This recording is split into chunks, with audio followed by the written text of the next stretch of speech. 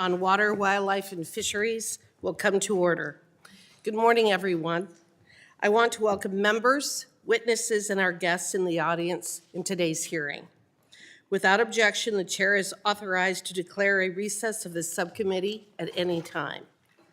Under Committee Rule 4F, any oral opening statements at hearings are limited to the chair and the ranking member. I therefore ask unanimous consent that all other members' opening statements be made part of the hearing record if they are submitted in accordance with Committee Rule 3.0. Without objection, so ordered. I also ask unanimous consent that the Congressman from Arizona, Mr. Gosar, the Congressman from Minnesota, Mr. Stauber, the Congressman from Wisconsin, Mr. Tiffany, the Congressman from Idaho, Mr. Fulcher, the Congressman from Colorado, Mr. Hurd, the Congressman from Michigan, Mr. Bergman, and Mr. Huizenga, the Congresswoman from Georgia, Ms. Greene, and the Congressman from Montana, Mr. Downing, be allowed to participate in today's hearing. Without objection, so ordered. Before we begin, I ask for unanimous consent to recognize Mr. Westerman and Mr. Huffman on the passing of former chairman and ranking member of this committee, Mr. Raul Grijalva. Without objection, I now recognize Chairman Westerman. Thank you, Madam Chair. And again, before we get started and get involved in the work of today's hearing, I want to take a moment to honor the life of former chairman and ranking member Raul Grijalva. Raul was renowned for his passion and his love for the Natural Resources Committee. He spent more than 20 years as a member of Congress and served on this committee his entire tenure, including 2 terms as chairman. He had a deep respect for the people we serve in the U.S. House of Representatives, as well as for the stewardship of our environment, including our nation's federal lands and waters. I was honored to work closely with Representative Grijalva to deliver bipartisan wins for our country, including the Explore Act and the Compact of Free Association Amendments Act last Congress. I'm grateful to have served with him on this dais for many years and look forward to continuing bipartisan work in his honor. His advocacy for natural resources issues will be deeply missed here on the committee, and our prayers with his loved ones as we mourn the loss of a dedicated public servant. And I can tell you something you couldn't see from the audience. Representative Grijalva was always sketching. He was always drawing these beautiful, elaborate pictures with an ink pen. And also, we got more business done sitting up here at the head of the dais. I know the Global War on Terrorism Monument. One day we talked about that, and he said, "That's a good idea. Let's do that." I mentioned the Explore Act, same thing. And although we had our differences on policy, he was always a gentleman and kind-hearted and really cared about people. So we're going to miss former Chairman Grijalva. And Madam Chair, I yield back. Thank you. I now recognize Ranking Member Huffman. Yeah, thank you, Madam Chair, and thank you, Chair Westerman, for those thoughts. I, too, will miss Raul's incredible artwork, his ability to continuously create these intriguing doodles and images, during our hearings, to multitask, one part of his brain doing this incredible artwork and the other participating in our hearing. He was a complex and fascinating guy, and you're right, with a real wonderful, disarming, gentle sense of humor. That'll be part of what we miss. But I think the big part is what he taught us all about environmental justice, about standing up for folks whose voices are often not heard. He brought so much moral clarity to that. That really was his North Star. And I will think a lot about his incredible leadership working with our late friend Don McEachin on the Environmental Justice for All Act, his steadfast defense of tribal sovereignty and tribal interests, and of course the incredible accomplishments during his tenure of leadership, protection for the Grand Canyon, Oak Flat. These were things he cared so much about, and also permanent funding of the Land and Water Conservation Fund, some historic climate investments in the Inflation Reduction Act, support for ocean programs. These were things that Raul cared deeply about, fought for, and really made a difference. So I know we're all gonna miss our friend. Many of us will be in Arizona tomorrow to honor him and his legacy. But I hope all of us also think about the moral clarity he brought to this work, and especially to Indigenous people and disadvantaged communities, and challenge ourselves to be worthy of that legacy here in the Natural Resources Committee. Thank you, and I yield back. Thank you, Mr. Huffman. We are saddened by the passing of Congressman Grijalva, and his family is in our thoughts and prayers. I now ask for members on the diet and those in the room to join us in a moment of silence to honor the memory of Congressman Grijalva.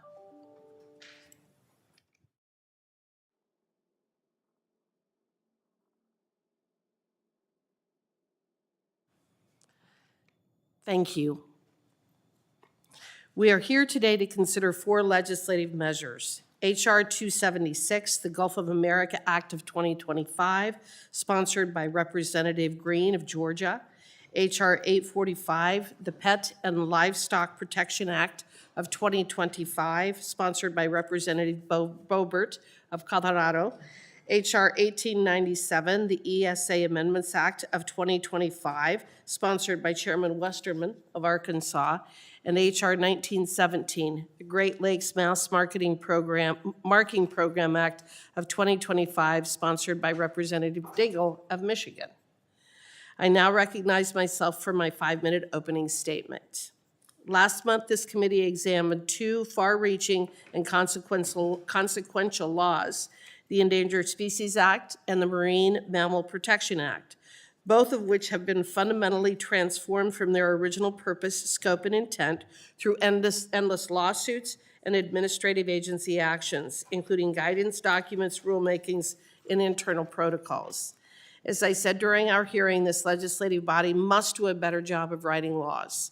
It is Congress's responsibility to be clear, concise, specific, and unambiguous when defining the authorities granted to federal agencies. Today, we are considering 4 bills, of which 2 take direct aim at addressing and resolving the concerns that were raised last month regarding the ESA. Our first bill, the Pet and Livestock Protection Act of 2025, exposes the ESA failures, misinterpretations, and misapplications we have lived with for far too long. For decades, the federal government, states, tribes, and private conservation partners have worked to recover the gray wolf populations, and they have been highly successful in doing so. Despite this achievement, however, the Fish and Wildlife Service's recognition that our gray wolf populations have not only recovered, but thrived under both Republican and Democrat administrations have been met with controversy. The endless litigation surrounding the delisting of a recovered species like the gray wolf only proves the point that the ESA must be reformed. We must find a way to end this doom loop of recovery, delisting, litigation, court intervention, relisting, the wasting of more resources on a recovered species, another attempt at delisting, and then starting it all over again. Which brings me to our second bill, ESA Amendments Act of 2025, sponsored by Chairman Westerman. This bill makes critical changes to the ESA to provide regulatory certainty, transparency, and accountability. This is done through the inclusion of definitions and parameters of previously ambiguous terms and requiring the service to implement incremental and objective recovery goals for listed species that are coupled with tangible regulatory relief as such goals are accomplished. I want to thank Chairman Westerman for once again leading the effort to reform the ESA and start us on a course of sound resource and species management. This legislation is a serious step towards a model of endangered species conservation that empowers local landowners and decision makers. We are also considering legislation sponsored by Congresswoman Greene, the Gulf of America Act of 2025, which aims to codify part of President Trump's Executive Order 14172, restoring names that honor American greatness. The bill also ensures consistency in our statutes, maps, and regulations by updating any reference by reflecting uniformity with any reference to the Gulf. Lastly, we are considering the Great Lakes Mass Marking Program of 2025, sponsored by Congresswoman Dingell. This bill would expand the U.S. Fish and Wildlife Service's mass marking program for fisheries management in the Great Lakes. The Great Lakes provide incredible economic value for the Midwest and are a treasured natural resource. Unfortunately, the minority chose not to invite a witness to talk about the importance of this legislation. With that, I want to take the time to thank our witnesses for being here today, and I look forward to a robust conversation. I now recognize Ranking Member Hoyle for her opening statement.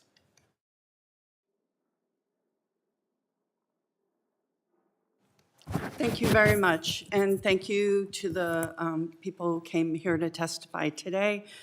This is the first Natural Resources Committee hearing that we've had since former Chair Raul Grijalva passed. He was such a passionate advocate for environmental justice and for our Native sovereign rights. We certainly will miss him, and my thoughts go out to his family, friends, and also to the staff that worked with him so loyally. It's been about 2 months since Elon Musk and his unqualified, unvetted staff started causing chaos in federal agencies. They've threatened, pushed out, and fired hundreds of federal workers in the wildlife management agencies, the Forest Service, NOAA, and they placed many more on administrative leave. Unfortunately, the administration declined to testify at this hearing today as they didn't have the staff necessary to prepare. As the authorizing committee, we must understand how they plan to implement the changes contemplated in the bills before us today. The Trump administration hasn't responded to our request for additional information about the firings, canceled grants, hiring freezes, or lease cancellations. We would like to know how the Trump administration plans to carry out the law, and, we've got another hearing on the ESA. The goal of the ESA is clear: to stop extinction and recover species. H.R. 1897, the ESA Amendment Act, doesn't do anything to improve outcomes for species and communities. The Trump administration's actions make the recovery of these species even harder. For example, DOJ just cut key staff at NOAA who make ESA permitting efficient. We also lost experts who assess coastal impacts and work on recovering iconic species such as orcas or salmon. These specialists safeguard valuable species that keep our fisheries running, our communities fed. We're in a biodiversity crisis and need these core conservation laws to work. When species recover, everyone benefits. We have Dr. Peter Kariva, who will help us unpack why strong endangered species policies and investments are good for everyone, and I'm grateful for him for taking the time to participate in the hearing. I'd asked unanimous consent to enter a full section-by-section analysis of H.R. 1897 into the record. So ordered. Thank you. H.R. 845 delists the gray wolf across the United States and blocks judicial review of the delisting. Agencies must base listing and delisting and all other decisions under the Endangered Species Act on the best available science and commercial data and on tribal consultation, not on political whims. Finally, and one bright spot we have in the hearing today is H.R. 1917, led by Representative Debbie Dingell. It's a common sense bill that enhances fisheries management through science-based monitoring in the Great Lakes. This program will provide critical data to improve conservation efforts, protect native species, and ensure long-term sustainability of the Great Lakes. And finally, H.R. 276 renames the Gulf of Mexico as the Gulf of America. This does nothing to bring down costs for Americans, to address the broken Social Security system where our seniors cannot get an answer on the phone, the websites are crashing. This does nothing to bring back the healthcare workers that were fired that take care of our veterans. This does nothing to address the massive security breach in which war plans were sent on unsecured devices accidentally to a member of the press. These are pressing issues. our, trade wars, many international issues are not being addressed, but we're renaming the Gulf of Mexico. I don't think that should be one of our priorities, but with that, I look forward to the discussion, and I yield back. Thank you. I now recognize Chairman Westerman for his opening statement.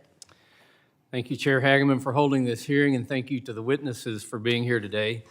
Included in today's hearing is the ESA Amendments Act of 2025. This is a bill that would reauthorize and amend the Endangered Species Act for the first time in nearly 40 years. The bill is the product of many years of work with many members of this committee and countless experts and stakeholders. Madam Chair, I've been on record with my thoughts on the Endangered Species Act many times in this committee. It is a well-intentioned law that has been hijacked by litigation and executive overreach to the detriment of the species it's supposed to help recover and the communities its regulations impact. And I realize this is a sensitive topic. I realize that emotions run high when we talk about the Endangered Species Act. And I think there's probably more agreement on both sides of the dais than we would admit to. And I was just listening to Representative Hoyle's opening statement. She said we have a biodiversity crisis. I don't necessarily disagree with that. She said when species recover, everyone benefits. I totally agree with that. But the Endangered Species Act is broken, and if we just leave it like it is, we're not going to get any better benefits out of it. So putting forward legislation that promotes conservation of habitat and therefore the recovery of listed species has been a major goal of mine as chairman of the Resources Committee. As Gifford Pinchot, the famous 20th century conservationist, once said, unless we practice conservation, those who come after us will have to pay the price of misery, degradation, and failure for the progress and prosperity of our day.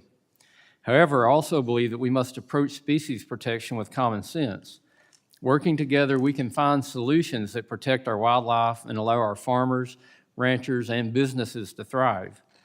The ESA has not been reauthorized by Congress since 1988. Since then, almost 1,200 of the over 1,700 ESA-listed species have been added to the list. These new listings, along with countless other agency rulemakings, have created new challenges. Congress must examine these actions to determine if the law is being implemented as Congress originally intended. First and foremost, it is time that Congress brings the ESA back to its original intent, which is recovering listed species to the point where they no longer need to be protected, as its current dismal 3% recovery rate is wholly unacceptable. H.R. 1897 prioritizes recovery in several ways. First, it builds greater incentives into the ESA by pairing species recovery goals with regulatory relief. Second, the bill provides regulatory certainty from critical habitat designations to private landowners who are investing in conservation. Third, the bill would prohibit judicial review during the statutory 5-year monitoring period after a species is delisted, preventing frivolous litigation that can often serve as an impediment to recovery efforts. H.R. 1897 would also streamline the ESA permitting process by removing redundant requirements, focusing agency resources where Congress intended, and providing retrospective review of agency permitting actions. H.R. 1897 also contains provisions that address several issues that this subcommittee has examined in the past. These include language to prevent the ESA being exploited to justify destructive regulations like vessel speed restrictions, and language to address the verdict in the Maine Lobsterman case by preventing in statute the services from having a bias towards listed species during ESA consultations. After more than 50 years, it's time that we make changes to bring the ESA into the 21st century. I'm thankful to everyone that has contributed to the development of this legislation, and I'm looking forward to discussing it in further detail today. Madam Chair, I yield back.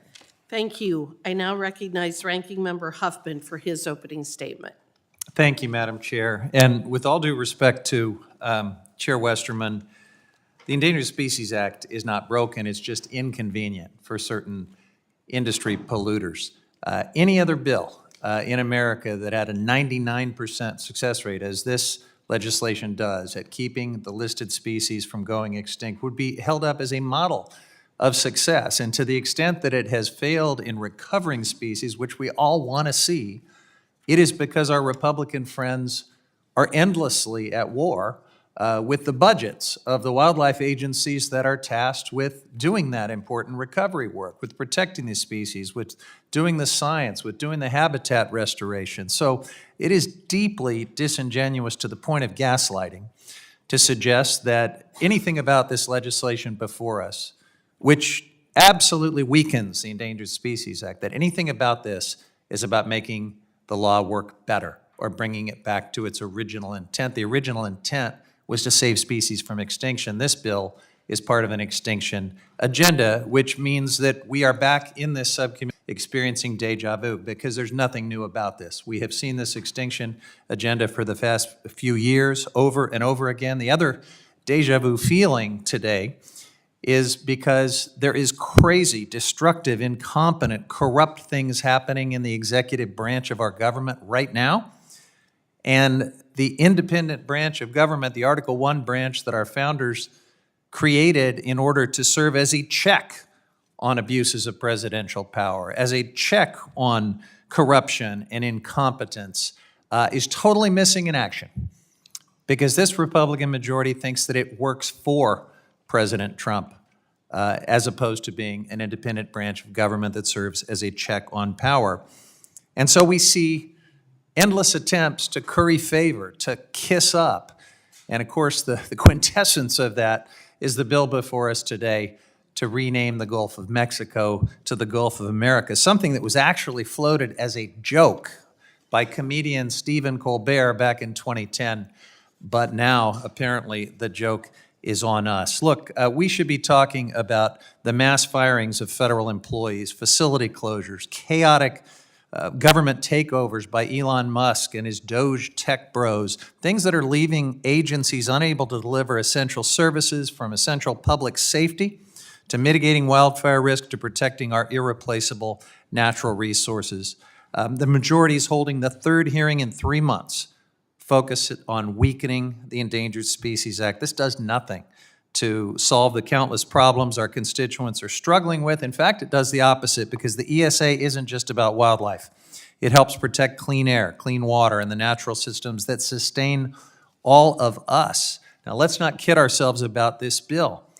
It is the culmination, it is not the culmination of a honest working group or a thoughtful bipartisan discussion. I noticed that not a single one of my suggestions from that working group was included in this bill. This is simply a rehash of pro-extinction talking points from industry polluters and dressed up like it's something new. It makes the ESA weaker. It makes it harder to do all the things that actually protect species from extinction and easier to do all of the things that leave them unprotected. Now, our colleagues on the other side of the aisle say they want to speed up permitting timelines. Well, guess what? The Fish and Wildlife Service has lost approximately 50% of its information and planning for planning and consultation team. These are the key personnel, the biologists, the recovery teams, the project managers who consult with federal agencies and applicants early in the planning process to help avoid delays while protecting endangered species. This is the office that speeds things up, and it is being gutted. Over 400 Fish and Wildlife Service employees have been fired nationwide. This includes staff at National Wildlife Refuges, and we hear more cuts are coming. These cuts are causing chaos across the agency, disrupting recovery efforts, delaying critical actions to protect endangered species. If we're serious about the ESA, we should at least be talking about that stuff instead of recycling these tired old bills. Now, back to the Gulf of America.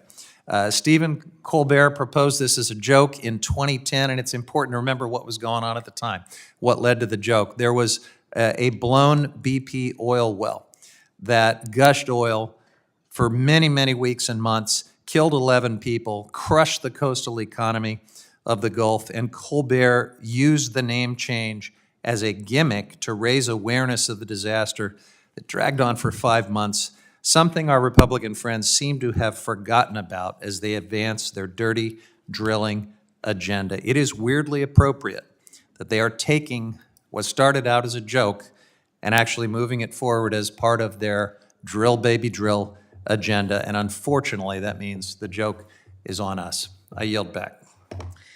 I will now introduce our first panel. As is typical with legislative hearings, the bill sponsors are recognized for 5 minutes each to discuss their bills. I now recognize Congresswoman Boebert for 5 minutes. Thank you, Madam Chair. Colorado is at the center of our nation for the wolf battle. That's why Congressman Tom Tiffany and I introduced the Pet and Livestock Protection Act.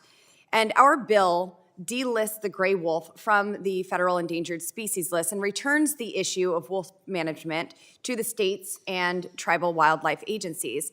Leftists want to eliminate hunting, lock up our lands, further restrict gun rights, use on our public lands, and pander to the interests of extreme environmentalists who don't understand any sense of our rural way of life. In 2020, voters in Denver and Boulder voted to reintroduce gray wolves west of the Continental Divide.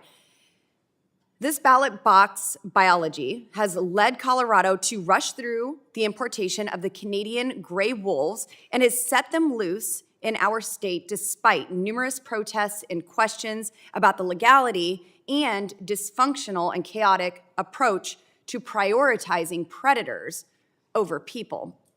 CPW began releasing gray wolves in the state without notifying landowners, livestock producers, and other reasonably concerned constituents of the location of the releases. 5 of the released wolves came from packs with a known history of chronic livestock depredation. This misguided approach of importing foreign predators has received pushback from tribes, residents, energy operators, and most importantly, our farmers and ranchers. Delisting the gray wolf from the federal endangered species list will remove the current prohibitions and restrictions on land use activities, whether on public lands or private lands. The ESA restrictions prohibit ranchers and pet owners from protecting their livestock and pets as ranchers who defend their sheep or cattle from wolves face potential prosecution. Madam Chair, I'd like to enter into the record a letter from the American Farm Bureau supporting the Pet and Livestock Protection Act into the record. Without objection. And Madam Chair, I'd also like to enter into the record a letter from the National Cattlemen's Beef Association and Public Lands Council in support of the Pet and Livestock Protection Act into the record as well. So ordered. Thank you, Madam Chair. Unfortunately, wolves don't see, they aren't aware of, they don't obey arbitrary lines. They don't know what state lines are, and they don't know the difference between state, federal, tribal, and private land. It's in their nature to travel great distances in pursuit of their prey, whether it's deer, elk, sheep, cattle, or even our pets. Last week, one of the Canadian wolves imported by CPW traveled from western Colorado up to northern Wyoming, Madam Chair, and killed 5 sheep. Now, these wolves were introduced west of the Continental Divide, but east of the Continental Divide last year, a gray wolf from the Great Lakes region was found over 1,000 miles away in Elbert County, Colorado, in my district, not even wolves that were brought in by Colorado. Earlier this month, one of the Canadian wolves attacked and killed a working cattle dog in Jackson County, Colorado. Unfortunately, there are several stories just like this, and since 2021, 50 pets and livestock have been gruesomely attacked and killed by gray wolves. Madam Chair, I'd also like to submit CPW's wolf depredation list, which is quite extensive, into the record. So ordered. Thank you, Madam Chair. Colorado's agricultural producers have lost $580,000 in just 1 year from wolves already introduced. We should listen to our farmers and ranchers, trust the science, and finally delist the gray wolf. Gray wolves were first listed under the Endangered Species Act in 1967. That's 58 years ago, and they are fully recovered. Take the win. Let's celebrate the Endangered Species Act. Let's take the win.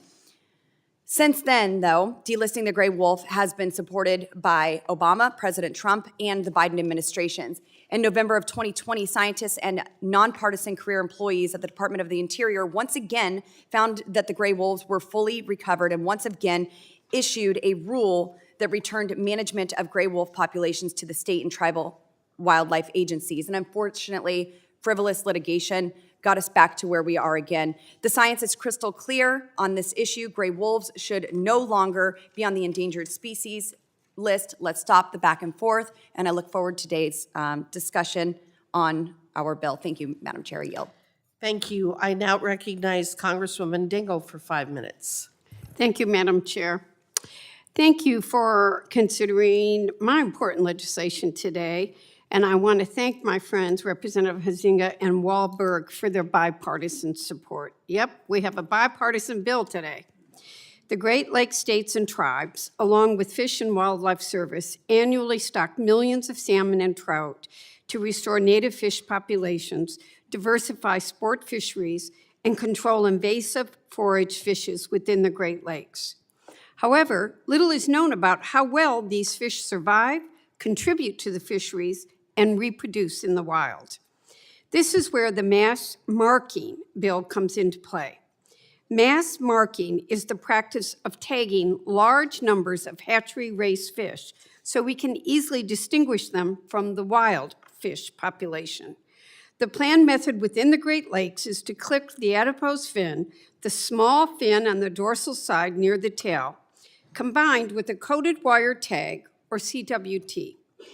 A CWT is 1.1 millimeter long stainless steel wire marked with serial numbers denoting a specific group of fish.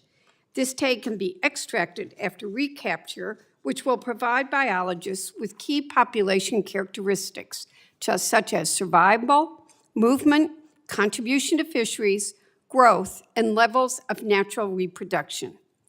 This legislation would mark all hatchery-produced fish within the Great Lakes. Currently, we only tag around 9 to 11 million of the 21 million fish stocked in the Great Lakes each year. Marking all hatchery fish will improve data collection, enable better analysis of the health of wild fish stocks. It will provide valuable insights to help develop a science-based collaborative fishery management program. The legislation also ensures that the collected data will be shared with all relevant fishery management agencies. We've seen the effectiveness of these types of programs in the Pacific Northwest for salmon and steelhead management. With the Great Lakes fishing economy valued at $7 billion, it is time we invest in this proven data-driven approach that would significantly enhance the sustainability and effectiveness of hatchery operations and fisheries management. I again want to thank the chair for considering this important legislation today, and I encourage all of my colleagues to support its final passage. With that, I yield back, Madam Chair. I now recognize Congresswoman Greene for 5 minutes. Thank you, Madam Chairwoman. Good morning. I'd like to thank Chairman Westerman and Chairwoman Hageman for considering my bill at the subcommittee hearing today to codify President Trump's executive order. The Gulf of America Act would rename the body of water formerly known as the Gulf of Mexico to the Gulf of America. The Secretary of Interior, acting through the chairman of the U.S. Board of Geographic Names, would oversee the implementation of the renaming. On his first day back in office, President Trump signed Executive Order 14172 entitled Restoring Names That Honor American Greatness. Section 1 of the executive order lays out the purpose and policy of the directive, stating, "It is in the national interest to promote the extraordinary heritage of our nation and ensure future generations of American citizens celebrate the legacy of our American heroes. The renaming of our national treasures, including breathtaking natural wonders and historic works of art, should honor the contributions of visionary and patriotic Americans in our nation's rich past." Section 4 of the order states that the Gulf of America has long been an integral asset to our nation and has remained an indelible part of America. First of all, our great military and Coast Guard patrol and defend the waters of the Gulf of America. They protect our nation at the Gulf from human and drug trafficking coming from Mexico and other countries. It is only fitting that the Gulf therefore be named after America. The Gulf was a crucial artery for America's early trade and global commerce and remains so today. It is the largest Gulf in the world, and the U.S. coastline along the Gulf spans over 1,700 miles and contains about 160 million acres. The Gulf's natural resources and wildlife are an essential part of America's economy. It is one of the largest oil and gas regions in the world, providing about 14% of our nation's crude oil production and an abundance of natural gas. The resources found in the Gulf have driven innovative technologies that have allowed our nation to reach some of the deepest and richest oil reserves in the world. The Gulf is also home to many fisheries teeming with snapper, shrimp, grouper, stone crab, and other species. And it is recognized as one of the most productive fisheries in the world, with the second largest volume of commercial fishing landings by region in the nation, contributing millions of dollars to local American economies.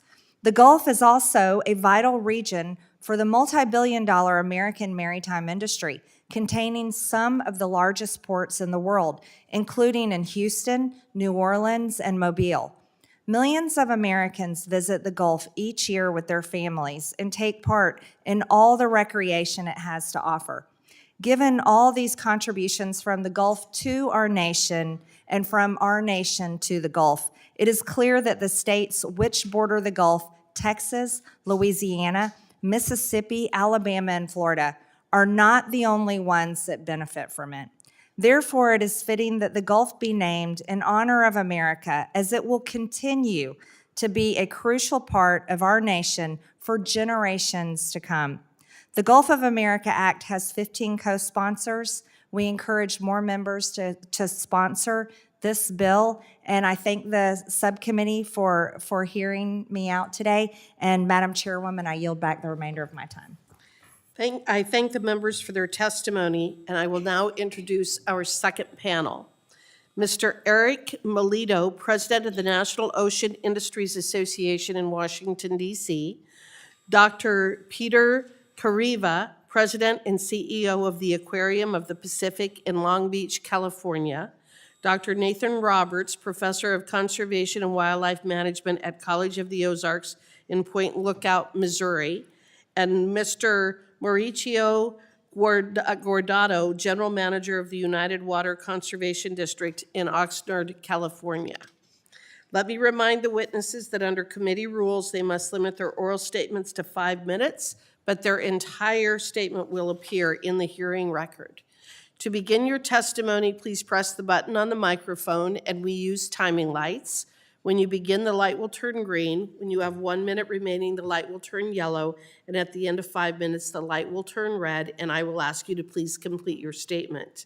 I will also allow all witnesses to testify before member questioning begins. I now recognize Mr. Melito for 5 minutes. Chair Hageman, Ranking Member Hoyle, Chairman Westerman, and Ranking Member Huffman, and members of the subcommittee, thank you for inviting me to testify today. My name is Eric Melito, and I'm president of the National Ocean Industries Association, or NOIA. For the past 50-plus years, NOIA has been the voice and advocate here in Washington for the offshore energy industry, including the men and women in the offshore oil and gas industry in the Gulf of America who work day in and day out to produce the energy that fuels America. It is great to see President Trump and Congresswoman Greene take the steps to recognize the importance of the Gulf of America, shining a light on a strategic national energy asset for our country. The Gulf of America has served as the backbone of U.S. energy production for decades. The U.S. has been producing oil in the federal Gulf of America waters since 1938, and production from the Gulf has been steadily increasing since the very beginning. In fact, the Gulf of America has been producing more than 1 million barrels of oil per day since 1997, and at its highest level of production on record, just over 2 million barrels in August of 2019, right before the onset of the pandemic.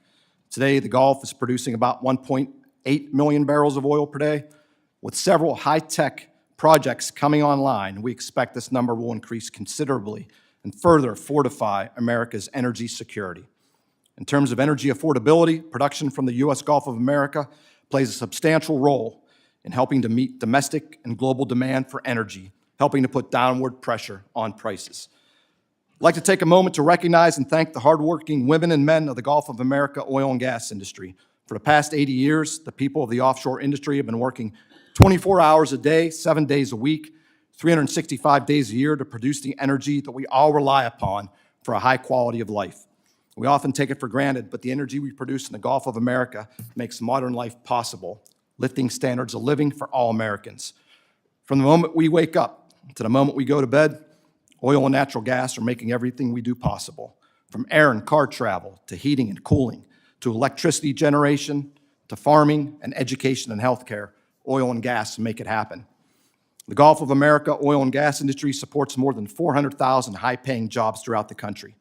Most are along the Gulf Coast in places like Houma, Morgan City, Lafayette, and Covington, but there are companies and jobs in every state that get good work from the Gulf of America oil and gas industry.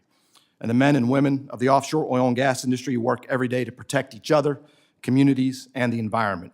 We continue to innovate and work collaboratively to efficiently produce energy, conserve resources, and protect the environment. Quite simply, we do more with less.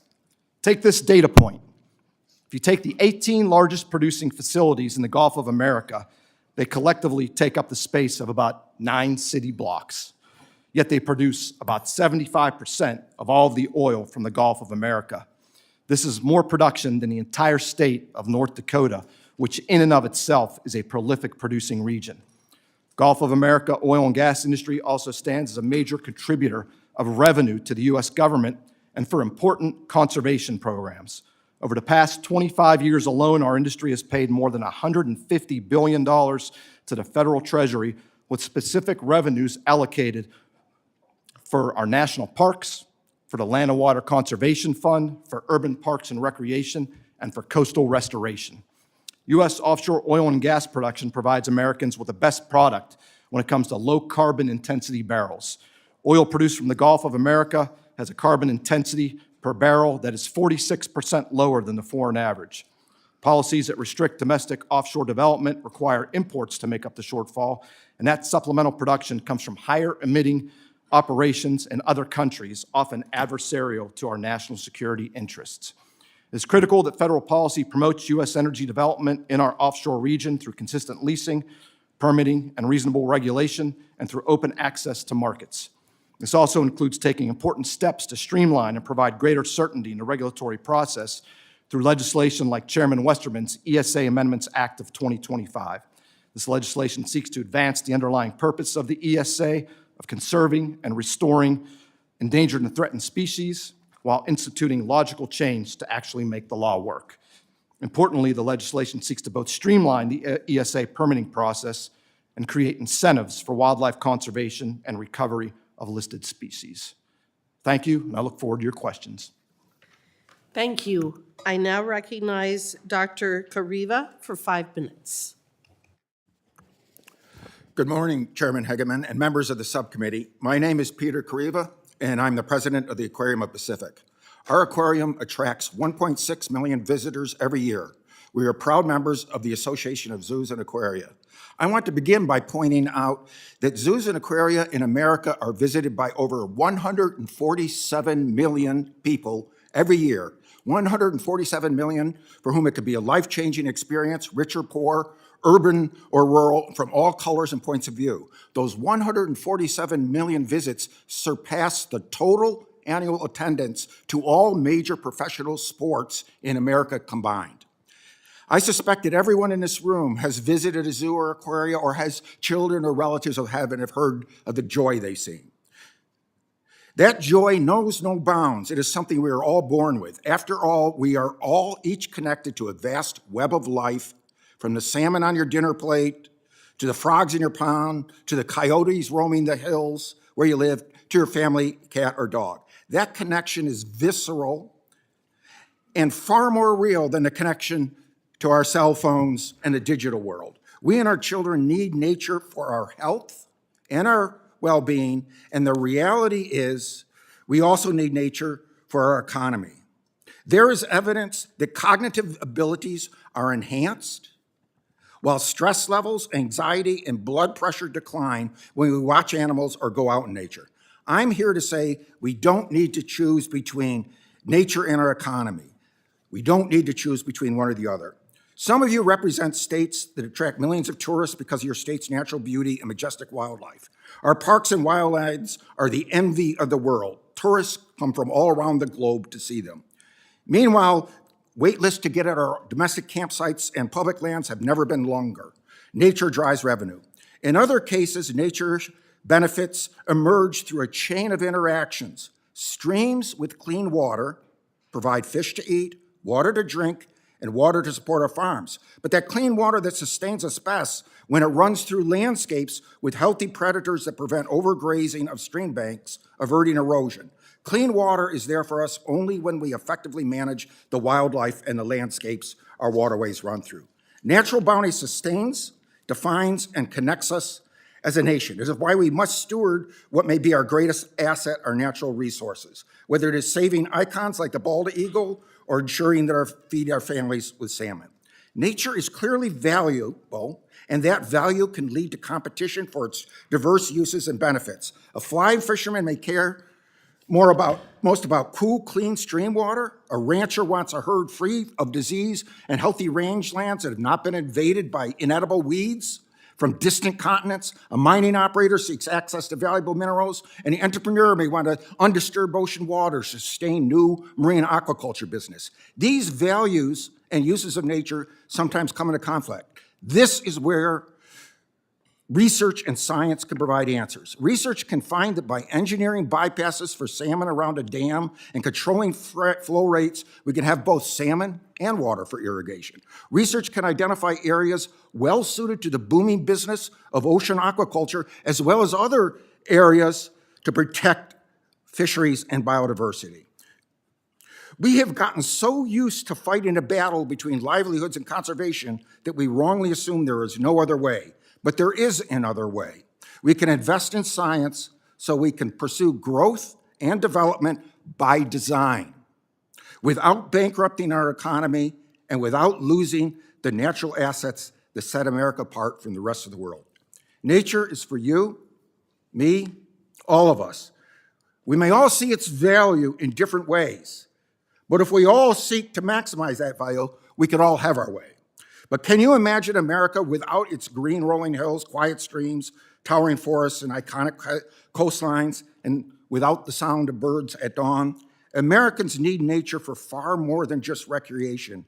We need a healthy natural world, and science and scientists can help us achieve that goal and meet all the conflicting uses of nature. Thank you. Thank you. I now recognize Dr. Roberts for 5 minutes. Good morning, Chairman Westerman, Chair Hagerman, Ranking Member Hoyle, Ranking Member Huffman. I appreciate the opportunity to be here today to discuss wolf management and the Pet and Livestock Protection Act. With 25 years' experience in wildlife management, I have worked with federal and state agencies, academic institutions, and the conservation organization Hunter Nation. Wildlife management aims to maintain the long-term viability and sustainability of wildlife populations and seeks to enhance the positive contributions of these species while also reducing their negative impacts on people and ecosystems. Managing carnivores is complex and challenging due to the various factors, including their intricate ecological impacts, both positive and negative, the potential for conflicts, differing public interest, and a complex legal and regulatory framework. Wildlife managers successfully address these challenges using a wide range of well-established tools and strategies. Regulations and policies are carefully designed to meet specific conservation goals. In some cases, this means temporarily prohibiting the take of a species, while in other situations, regulated take may be allowed. In some cases, conflicts may be addressed through non-lethal methods, but in other cases, lethal methods may be necessary. Similarly, in some situations, the best approach may be reactive and to respond to conflicts after they've occurred, while in other cases it's most efficient to be proactive and reduce the probability of conflicts by managing population size and habitat. There is a time and a place for each of these approaches, but there's not a single approach that is appropriate for all cases. State wildlife agencies are best equipped to make these decisions as they have the local knowledge and experience needed. It is critical for wildlife managers to have a diverse toolbox equipped with a variety of approaches and techniques to employ to achieve conservation objectives. The management of wildlife is a primary responsibility of state fish and wildlife agencies. When a species is listed under the Endangered Species Act, the federal government temporarily assumes management authority while the species recovers and is no longer at immediate risk of extinction. During this temporary period, certain conservation tools that are typically used to achieve management goals may be restricted while the species is at the greatest risk of extinction. The problem comes when the ESA is abused, the intent of the act is distorted, and the species remains listed for decades after recovery goals are met, denying professional state wildlife managers the use of all the conservation tools in their toolbox. The gray wolf is a prime example of these problems. The gray wolf in the United States is clearly recovered and stable, yet it remains listed as an endangered species. The recovery plan established in the Great Lakes region sets specific numeric goals as criteria for determining successful recovery that have been surpassed every year since at least 1994, with an estimated 4,000 to 5,000 wolves in this region alone. The Department of Interior has issued numerous rules to delist wolves, only to have these rules vacated through litigation. Despite exceeding the population criteria for restoration by more than tenfold, wolves remain listed, and state agencies still do not have management authority or their toolbox restored. While wolves may not occupy their entire historic range, the overall population in the United States remains secure and in no danger of extinction. State wildlife management agencies have demonstrated their ability to effectively manage wolves as well as other wildlife. In the Rocky Mountains, wolves have been delisted for many years. There may be debate about management strategies, but there is no question that wolves continue to inhabit and thrive in this region. Keeping wolves listed is inappropriate and harmful to overall conservation efforts, weakens the integrity of ESA, and misallocates limited conservation resources. The ongoing cycle of litigation, ignoring established scientific recovery benchmarks, creates disincentive for landowners and jurisdictions to engage in species recovery, and states are needlessly restricted from effectively managing wolf populations and implementing proactive strategies, such as maintaining populations within a desired range to achieve wildlife management goals and maximize positive benefits, minimize negative impacts, while also ensuring the species' long-term viability.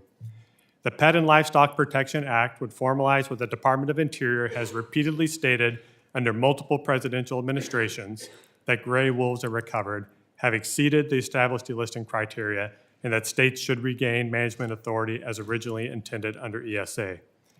Gray wolves are recovered in the United States, and state fish and wildlife agencies possess both the capability and the proven track record in species management and recovery to manage gray wolves effectively and sustainably for the benefit of the public they serve.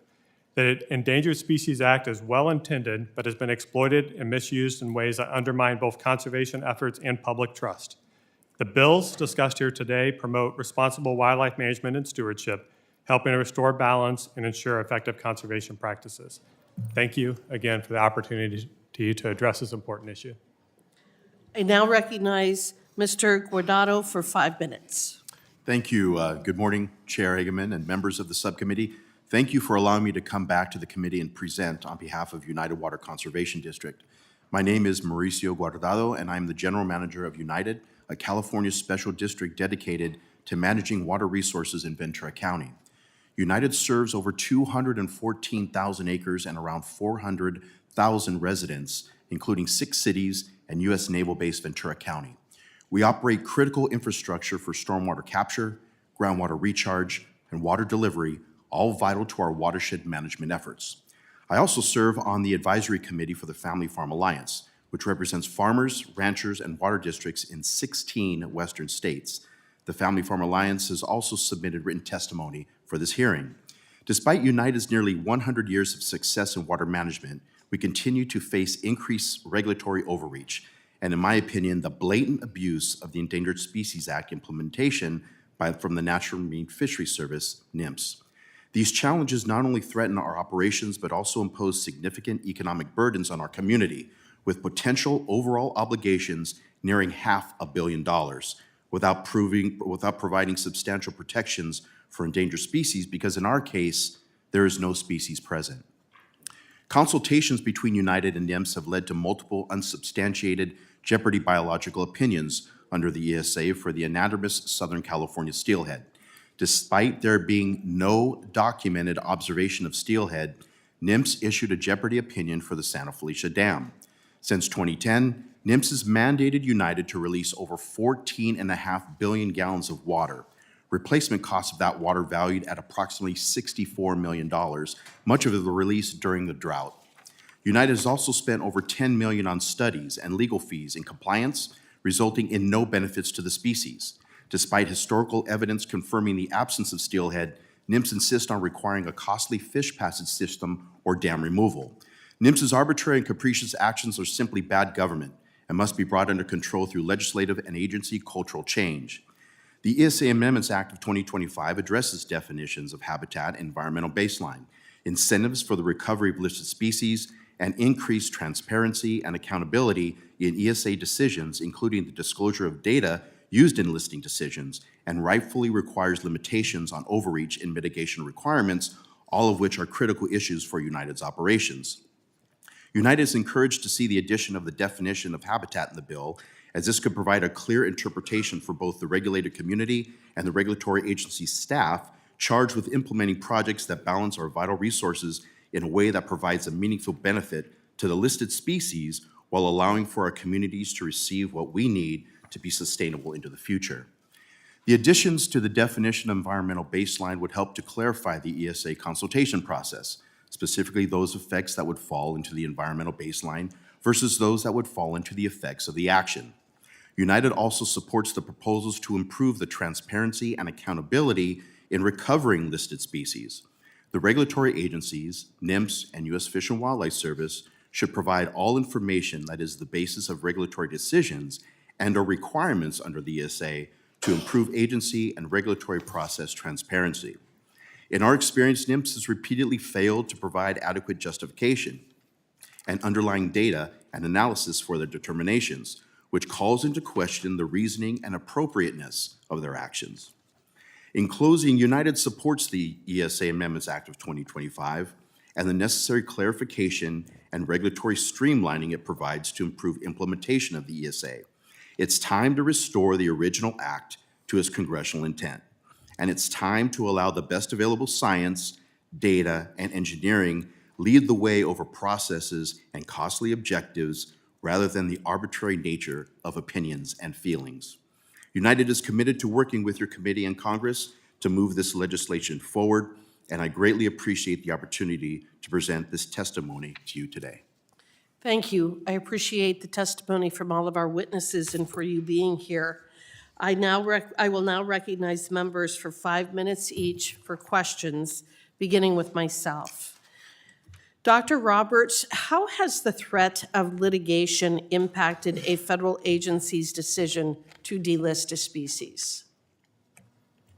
Thank you for the question, Chair. I believe that the threat of litigation creates fear in agencies and moving forward with delisting decisions. I think it unnecessarily delays those decisions.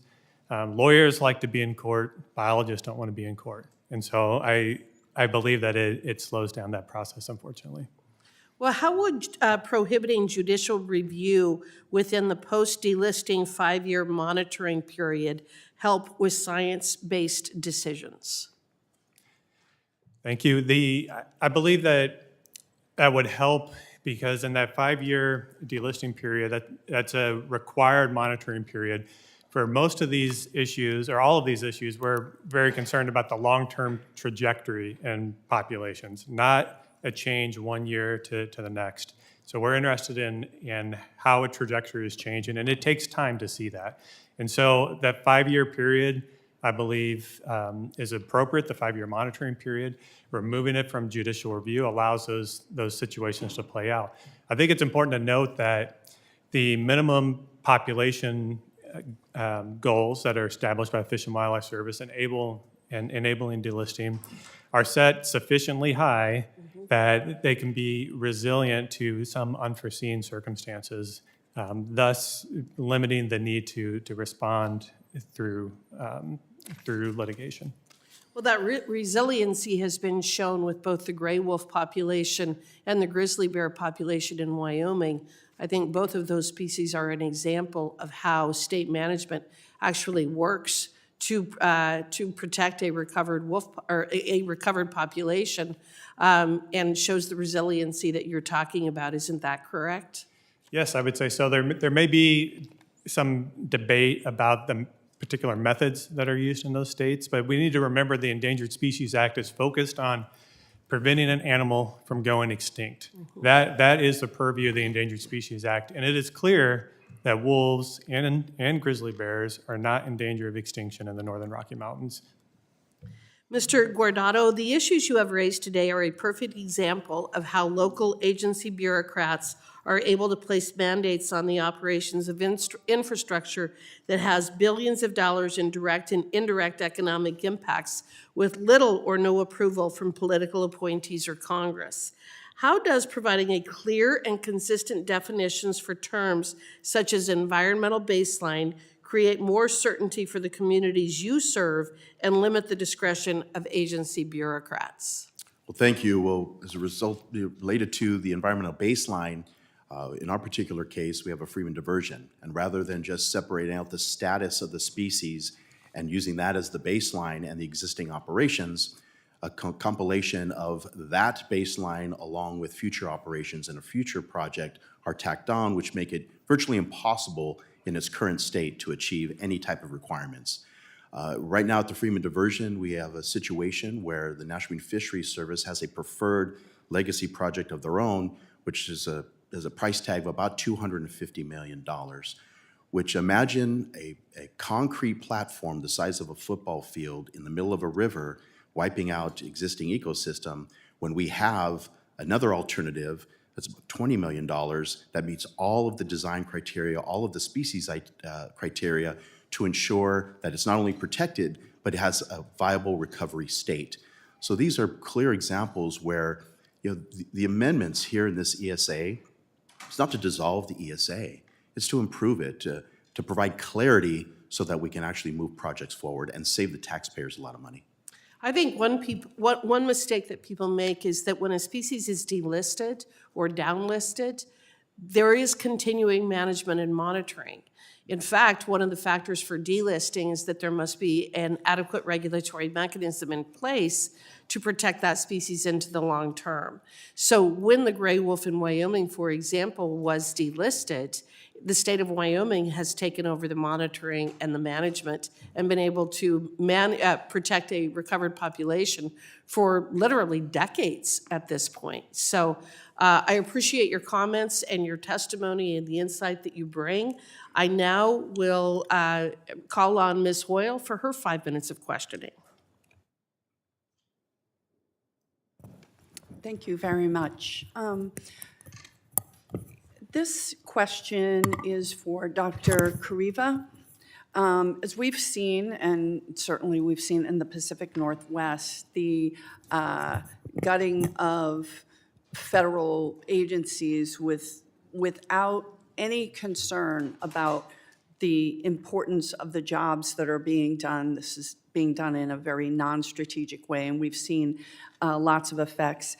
Could you speak to how these firings at the Fish and Wildlife Service and National Marine Fisheries Service would affect the ability of services to identify, interpret, and carry out the basic science necessary to make informed ESA decisions?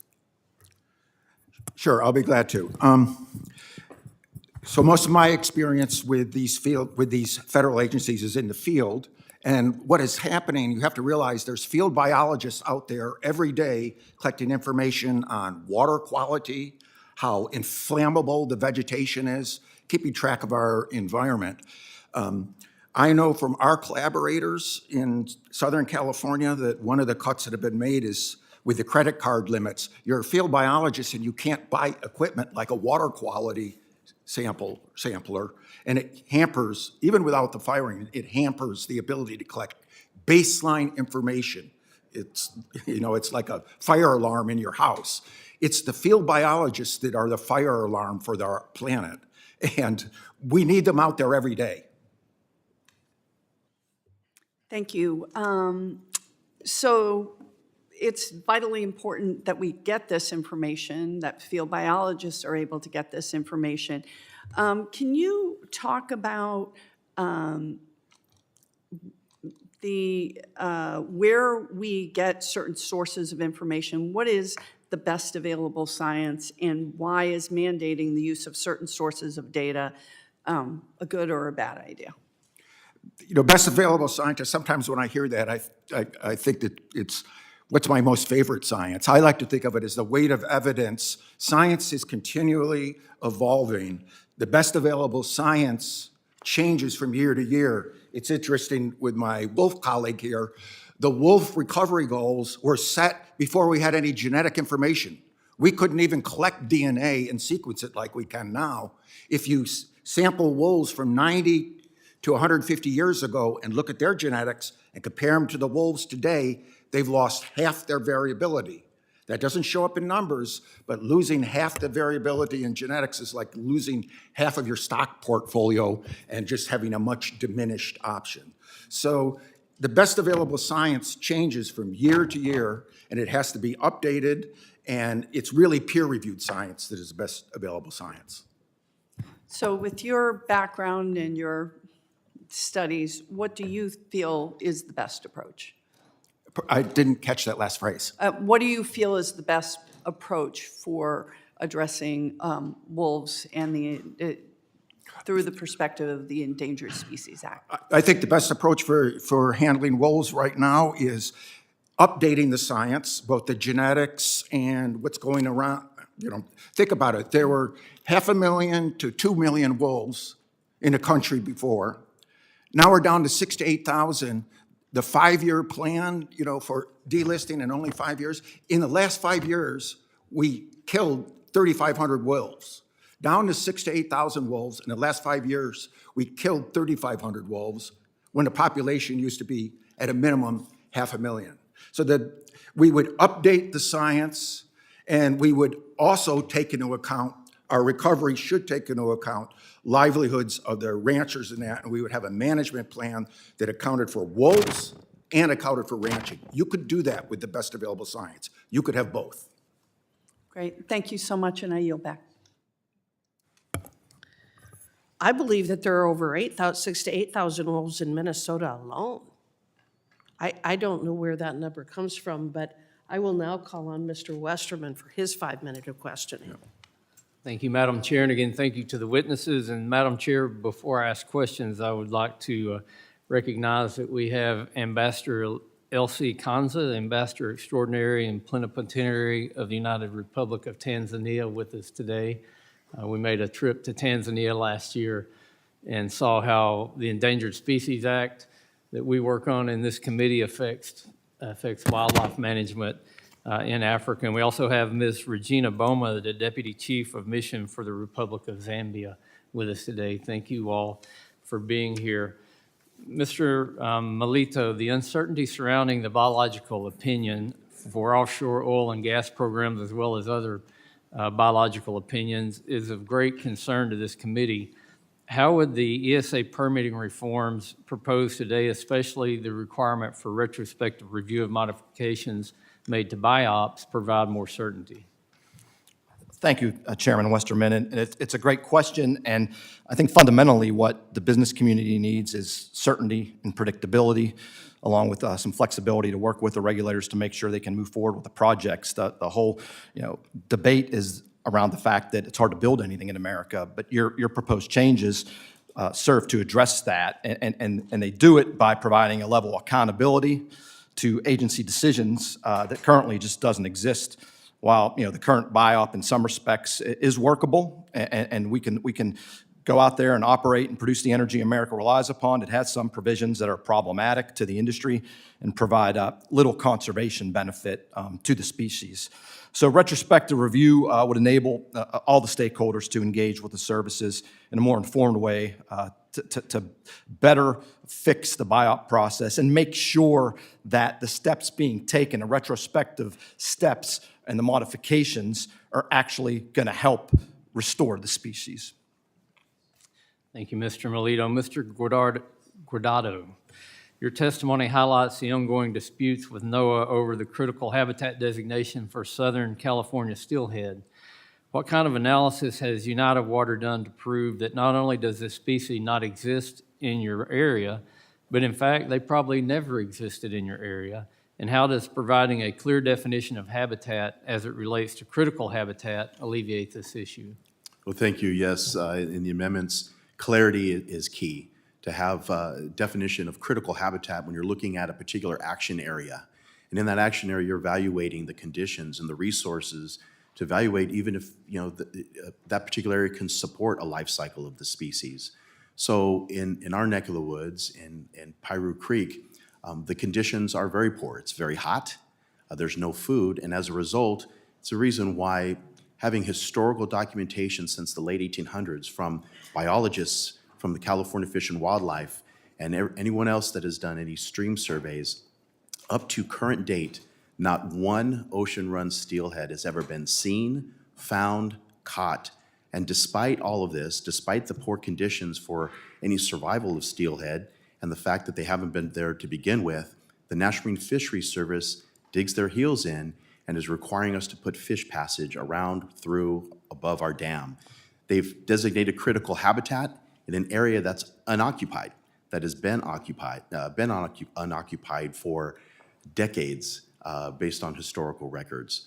As a result, we're looking at hundreds of millions of dollars just in mitigation requirements for that facility alone. And I think even more importantly, we run the risk of public safety. We have two very important public safety projects in our outlet works and our spillway upgrade. NIMS is getting in the way of that. They're obstructing the process of us completing these projects, and it's not about when, it's not about if an earthquake's going to happen in Southern California, it's when. And our outlet works is a project that's trying to take care of some deficient standards. And if that dam is compromised, people will perish downstream. So in our region, we don't have an ESA inconvenience issue. We have a regulatory malfeasance issue. Thank you, Dr. Roberts. And first I want to go back to something my friend Mr. Huffman from California said that I totally agree with. The Endangered Species Act has been extremely successful in preventing extinction. Nobody denies that. But our predecessors, when they created the Endangered Species Act, they didn't look at it only as a defense. They looked at it as defense and offense. And if you compare it to a football team, we've got a heck of a defense, 99% efficient at stopping extinction. But when you look at the offensive side of it in recovering species, it's dismal. Only 3% of listed species have ever been recovered and been delisted, and only 4% of listed species are even making positive progress. Isn't this a sign that we need to better improve incentives for recovery, that maybe we need to fire the offensive coordinator and put a new offense in and maybe even get some different players? And how can capturing the full potential of utilizing 4D as an off-ramp to state management help improve buy-in from public and aid in species recovery? Well, I think it's critical to have public and state agency buy-in. The 4D off-ramp that's proposed in your bill provides an incentive to landowners and to state jurisdictions to partner towards those conservation goals, because achieving those conservation goals is linked with regulatory relief. And so I believe that creates a clear incentive for stakeholders to partner towards shared conservation goals. Thank you. And Madam Chair, before I yield, I would ask unanimous consent to insert into the hearing record over 30 letters of support for H.R. 1897. This includes letters from organizations such as the Rocky Mountain Elk Foundation, Congressional Sportsmen's Foundation, American Farm Bureau, National Association of Counties, National Rural Electric Cooperatives Association, Zoological Association of America, United Republic of Tanzania Ministry of Natural Resources and Tourism, Republic of Zambia Ministry of Tourism, South Africa Chief Director of Biodiversity Management and Permitting. So ordered. The chair now recognizes Mr. Huffman for 5 minutes of questioning. Thank you, Madam Chair. I appreciate Chair Westerman's football metaphor. And to throw it back at him, maybe we can agree we've got a good defense. Maybe the answer to having a better offense is to stop punting on first down because we keep firing the offensive coordinator. But we will continue that conversation, I'm sure, into the future. We've had it so many times here in this committee, and we have just, picked through every aspect of why, from our perspective, you need good science, you need good personnel and wildlife managers, you need adequate budgets and staffing for the ESA to work, and we will keep making those points. But certainly, a bill to make the ESA weaker is not the answer and is nothing new. We've just seen it so many times before. What is new, and I'm in my 13th year in Congress, I've never seen anything even remotely like the gentlelady from Georgia's bill to curry favor with Donald Trump by affirming his swaggering ignorance in trying to rename the Gulf of Mexico. This is just remarkable new stuff in this committee, just bootlicking sycophancy of the highest order. And the only point of this bill, and everybody knows it, is just to kiss up to Donald Trump. All of you know that this is not a serious bill. Surely many of you are embarrassed by this naked tribute to the cult leader, but here we are.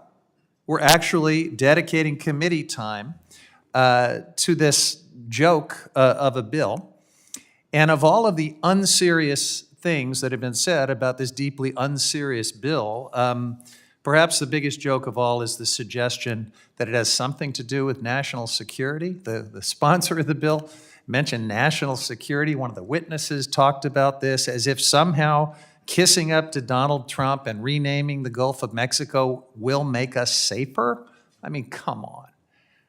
Anyone who wants to be taken seriously about national security should be talking about one thing and one thing only today.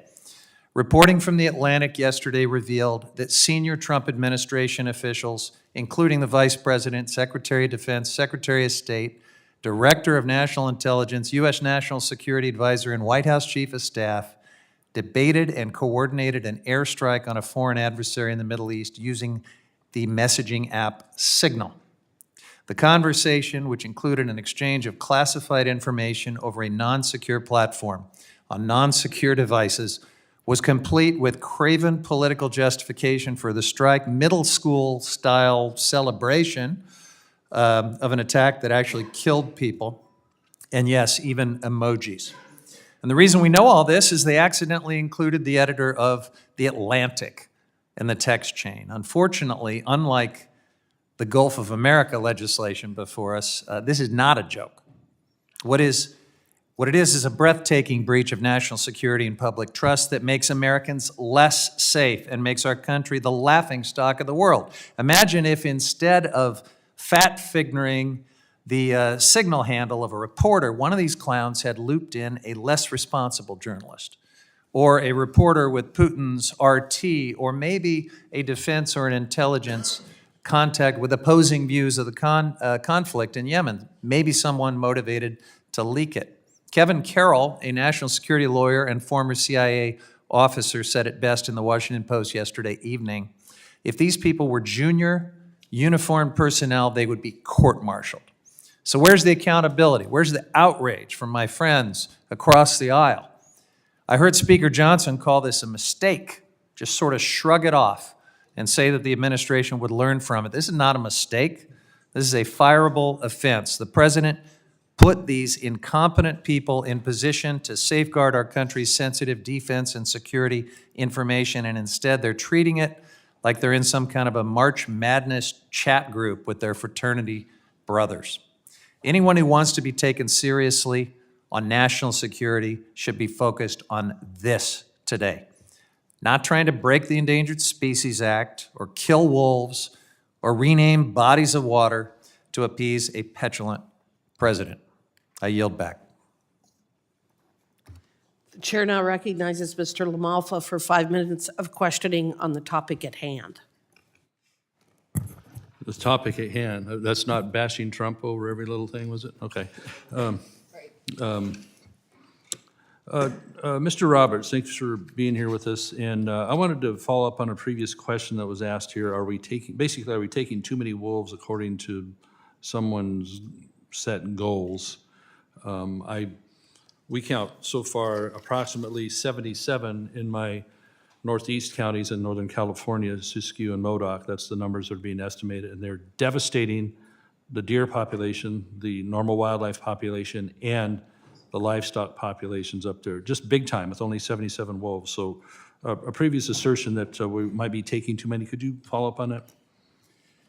Yes, we are fortunate to have good data to help guide those decisions. I appreciate my colleague mentioning the best available science and referencing that peer-reviewed literature is that there is good peer-reviewed literature to suggest that we can sustainably take around 29% of a wolf population. In other words, remove about 29%, in the next year have just as many wolves. So if the goal is to reduce populations, you would actually need to take more than 29%. What's a sustainable number of wolves, such as, well, nobody except for people in the Bay Area want them in our part of the district, but if you want to see a gray wolf, it seems that you can see plenty of them in the northern Midwest states and Canada, which they're a little more native to. I don't wish them on you all there too, but what is truly sustainable as far as how many wolves they can even deal with there, and what makes a population that you know you can count on to not have an extinction? The Fish and Wildlife Service, in consultation with state and tribal agencies and other scientists, establish a minimum population goal. In the case of wolves, that was set regionally. So for example, in the Great Lakes, that number was 1 to 200 outside of Minnesota. That number is established with the idea in mind that that would ensure that the population is around in the long term and is resilient to unexpected circumstances. Because Fish and Wildlife seems to have no actual target number. They just say, hey, we've conserved the wolves, we can pull them off the list. Do you know of a number?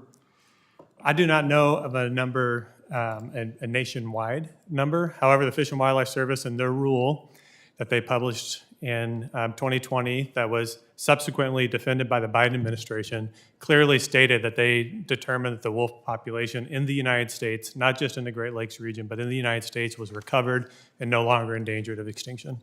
Why do they need to be in more than one region in the United States? Because they're devastating western states right now. This kind of brings analogy to me like, well, there's plenty of giraffes in Africa, but there's no giraffes in Northern America. So therefore, we must have an endangered giraffe species in Northern America. Well, I think that you do want to have multiple populations to be resilient if something were to happen to some subpopulation. However, that does not mean that they need to inhabit their entire historic range. Right now, one of the criticisms about wolves is that they occur in about 20% of their historic range in the United States, which is similar to elk. Elk occur in about 20% of their historic range in the United States, and I don't think anybody would argue that elk are endangered. Well, let me just recount a little bit what's going on in my district, Northern California. People are desperate. They feel like they have no remedies for anything. The fladry, the jumping around with flags and flashlights and even flying drones over a wolf, where the wolf gets used to the drone, they just lay down underneath it until the drone goes away. They're within 30 yards of houses just looking at you. They're mocking people basically. But let me give you a couple anecdotes here. When the wolves are in the cattle, often the cow aborts or won't breed back. We lost 3 head last year that we didn't report. We knew wolves killed them either by tracks, telltale signs, or you hear the howling when you get near the conflict. Our lives have changed over the past few years. We're on edge day and night. I've never been afraid to go out on foot at night anywhere on my ranch. I am now. I don't take my dogs so if I'm away from the barnyard for fear they will be killed, as in that picture up there. I am up multiple times each night checking for sounds or driving the ranch looking for wolves. My husband has stage 4 cancer. I've met these people. This added stress isn't good for him. We started calling 2 of the calving grounds at our neighbor's ranch basically death camps because in the last few weeks, every time we go down the county road, there are fresh bloody carcasses. You come back home and some bodies are gone, but new ones take their place. We hear howls day and night on the calving grounds. There are many groups of wolves outside those that are collared. None of us has the resources to fend off this onslaught. We've made multiple trips to town the last few days. Deer and antelope herds are frantically running from the calving grounds when we go by. We normally don't see them doing this. It's always when we hear the howls or get word that they are close by. Fish and Game, by the way, won't tell them they're nearby, even though they have the collars. They have to wait till they're already in their herd. Our neighbor is 91 years old. He spends almost every night driving around, around his feedlot, trying to keep them from the yearlings for the past couple of months. He's exhausted. And I could tell you 10 more stories just right off the top here. This is what's going on. This is very real to these people, and they have no remedy because the wolves are more protected than the president. I yield back. Thank you, Mr. Lamalfa. The chair now recognizes Ms. Dingell for 5 minutes of questioning. Thank you, Madam Chair. The United States is facing an unprecedented biodiversity crisis. We've already seen our nation's beautiful monarch butterfly population plummet, and we've lost nearly 3 billion birds since 1970. More than 1/3 of our plant and animal species are currently threatened with extinction, putting ecosystems across America at risk. Our bedrock environmental laws are the only thing holding back a wave of extinction events, and the Endangered Species Act, or ESA, for the last 50 years has been 99% effective. This is thanks to the ESA's strong legal protections and associated recovery efforts.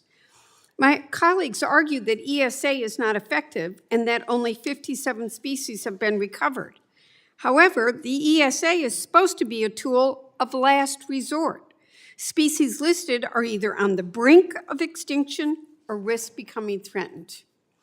One ESA shortfall that we should address is that it's chronically underfunded, contributing to slow listing and slow recovery.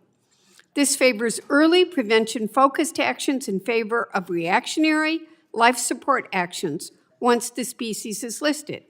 It then takes time, resources, and energy to bring a species back from the brink of extinction onto the road to recovery. Studies and advocates across the political divide have shown time and time again that we need to invest in species recovery and their habitats to lead to their successful delisting. I continue to hope that we can work together to pass legislation like Recovering America's Wildlife Act, or RAWA, which would make historic investments into species recovery, giving state wildlife agencies the tools they need to truly invest in wildlife conservation and recovery. Today's legislation, the ESA Amendments Act of 2025, would strip ESA protections, making it harder to protect wildlife. This act delays new listings while fast-tracking removals and narrowly redefines key terms to limit the law's reach. A major part of the ESA success has been the implementation of successful candidate conservation agreements with assurances.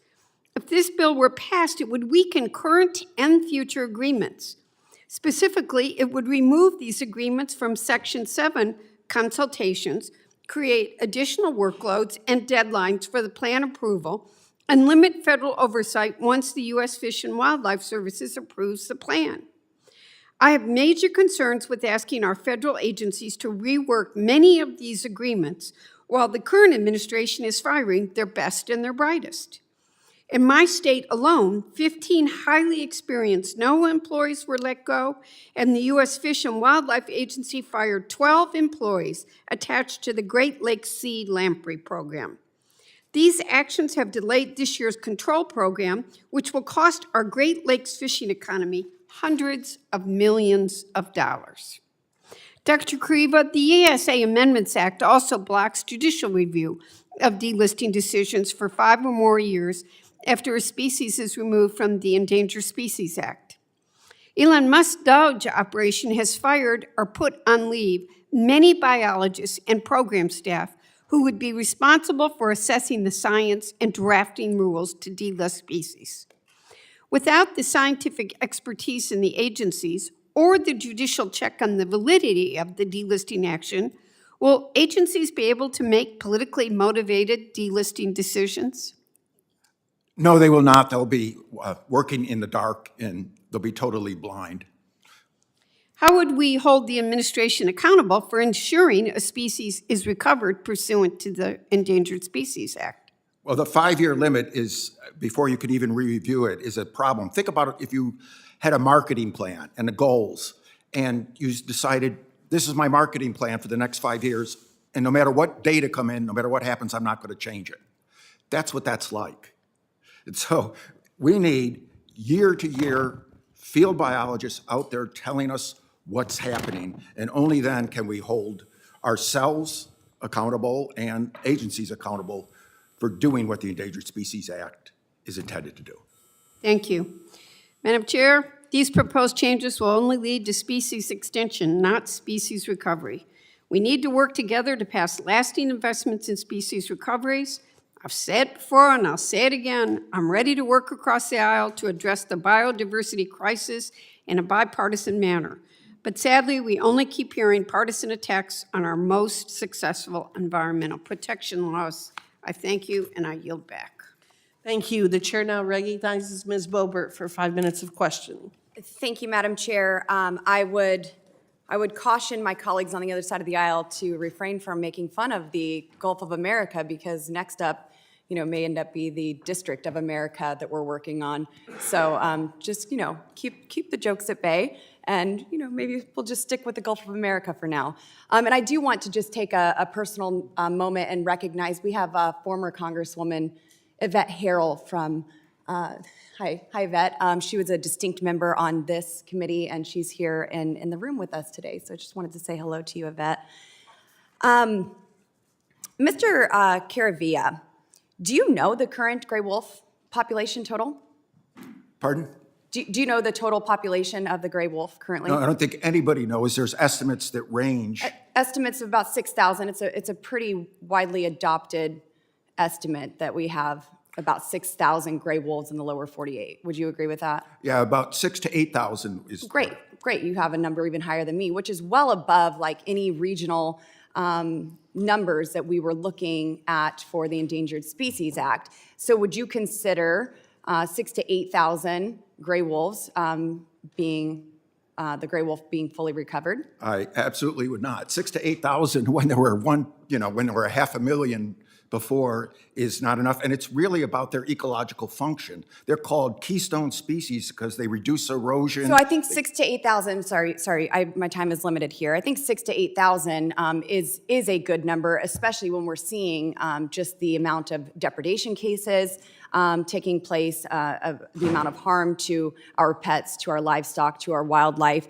And there's been a lot of attacks on Elon Musk and the federal agencies, and folks no longer being employed because of Doge efforts or whatever that may be by President Trump's requests. Don't you think this is a great time to get the federal government out of the way and return management back to the states and local tribes? No, I think we need the expertise of these federal biologists. So the federal government is just the end-all, be-all. We have the federal government, and they're smarter than any state management program, any tribal management program? The best conservation is with the collaboration between federal and state. Do these biologists benefit from being in frivolous lawsuits and held up in court rather than being in the lab and creating studies? Most biologists want to be out in the field. Yes, they do, but there are frivolous lawsuits that prevent them from that. And I haven't heard any of my colleagues on the other side of the aisle complaining about that aspect of it, just that there may be some reduction in these employees.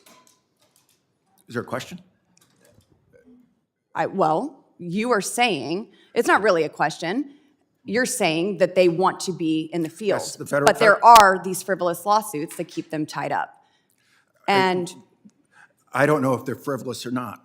So as I a would say federal that they are. biologist, you, Thank you very much for your time. I'm going to move on to Dr. Roberts here. Do you believe that it's time to delist the gray wolf from the Endangered Species Act? Yes, ma'am, I do. I think the science is clear on that. And with this frivolous litigation, like the Defenders of Wildlife lawsuit, does that has it distorted the original intent of the Endangered Species Act? Yes, I think so. The Endangered Species Act is intended to protect animals at immediate risk of extinction. And those lawsuits that you referenced, if you look at those, they're primarily on procedural issues, not the issue of whether the number of animals that are on the landscape. Yes, yeah. When the ESA is abused, I think that the intent of the act is certainly distorted as well. And Dr. Roberts, how does keeping the wolves listed harm, if it does, the conservation efforts?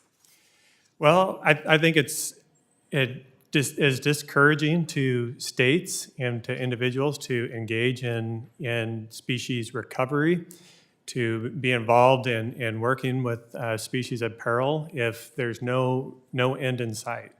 And just with our last 30 seconds, Dr. Roberts, how successful have state and tribal management been at helping restore the gray wolf populations to the full recovery levels? Well, like my colleague mentions, collaboration between the state and federal government is important, and working with the state government was an important aspect that led to the recovery of the gray wolf.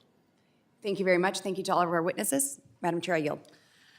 I call on Ms. Rivas for her 5 minutes of questioning. Thank you for recognizing me.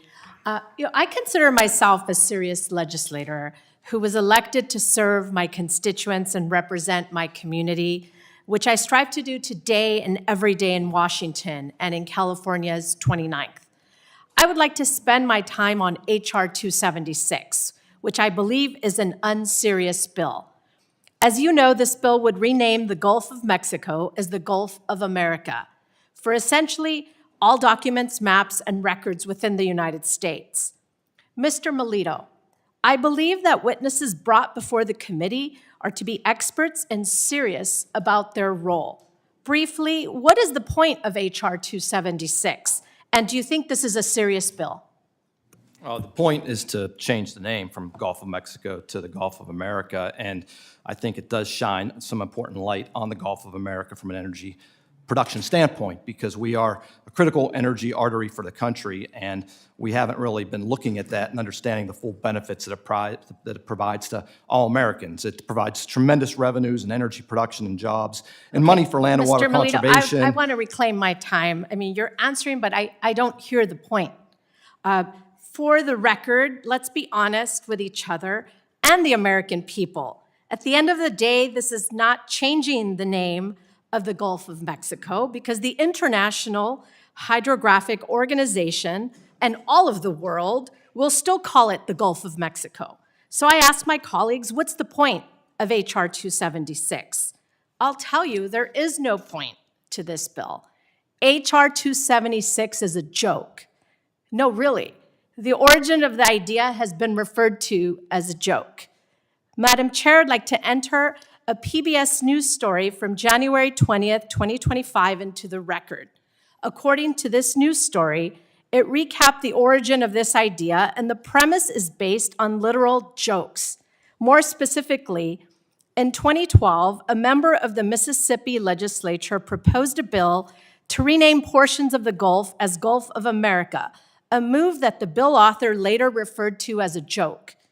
2 years earlier, comedian Stephen Colbert had joked on his show Excuse that me, following... it's without objection, so ordered. Excuse me? Consent, is that right? Is that what you asked for, was unanimous consent to have that introduced? Oh, yes. Yes, Okay, please. so ordered. Thank you.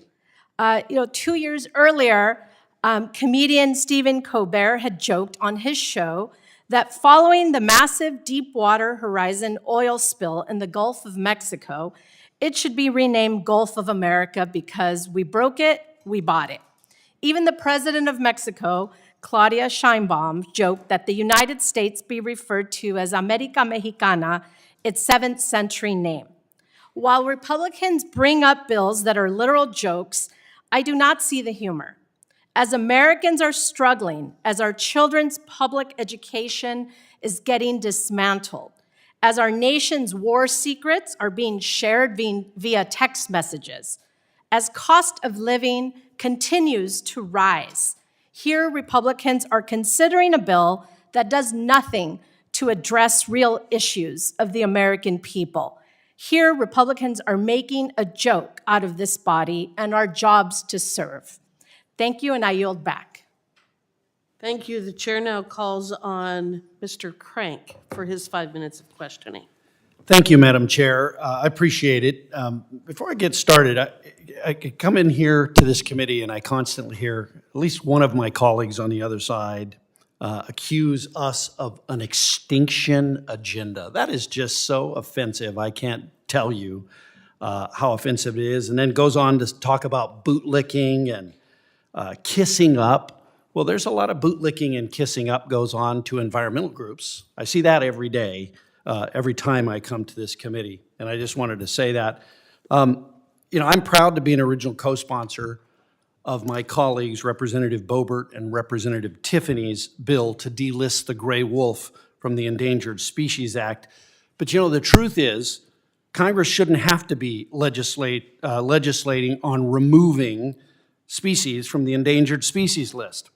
As the testimony today reflects, we should have a transparent federal process that temporarily lists species as endangered or threatened, and then once recovered, goals are met, delists the species and returns management to the states. That's the way the process ought to work.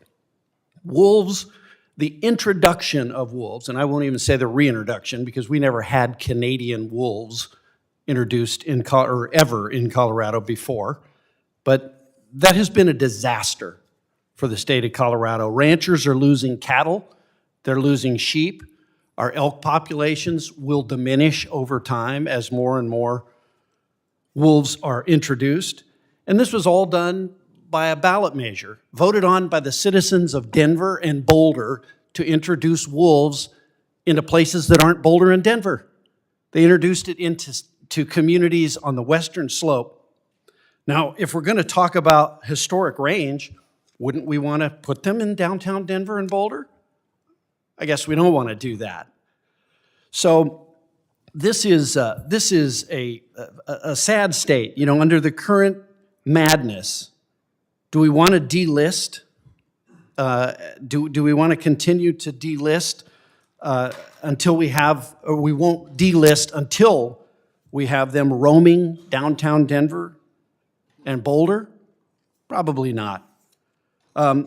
This delisting a species is almost impossible today because a radical environmentalist twisting the ESA process to lock up lands from energy development or agricultural uses. Let's just be honest, what's happening? These are lawyers for radical environmental groups that are twisting the ESA, and they're doing it at the expense of the livelihood of ranchers and farmers and agriculture interests all across the United States of America. That's what's happening. So let's just be honest about that.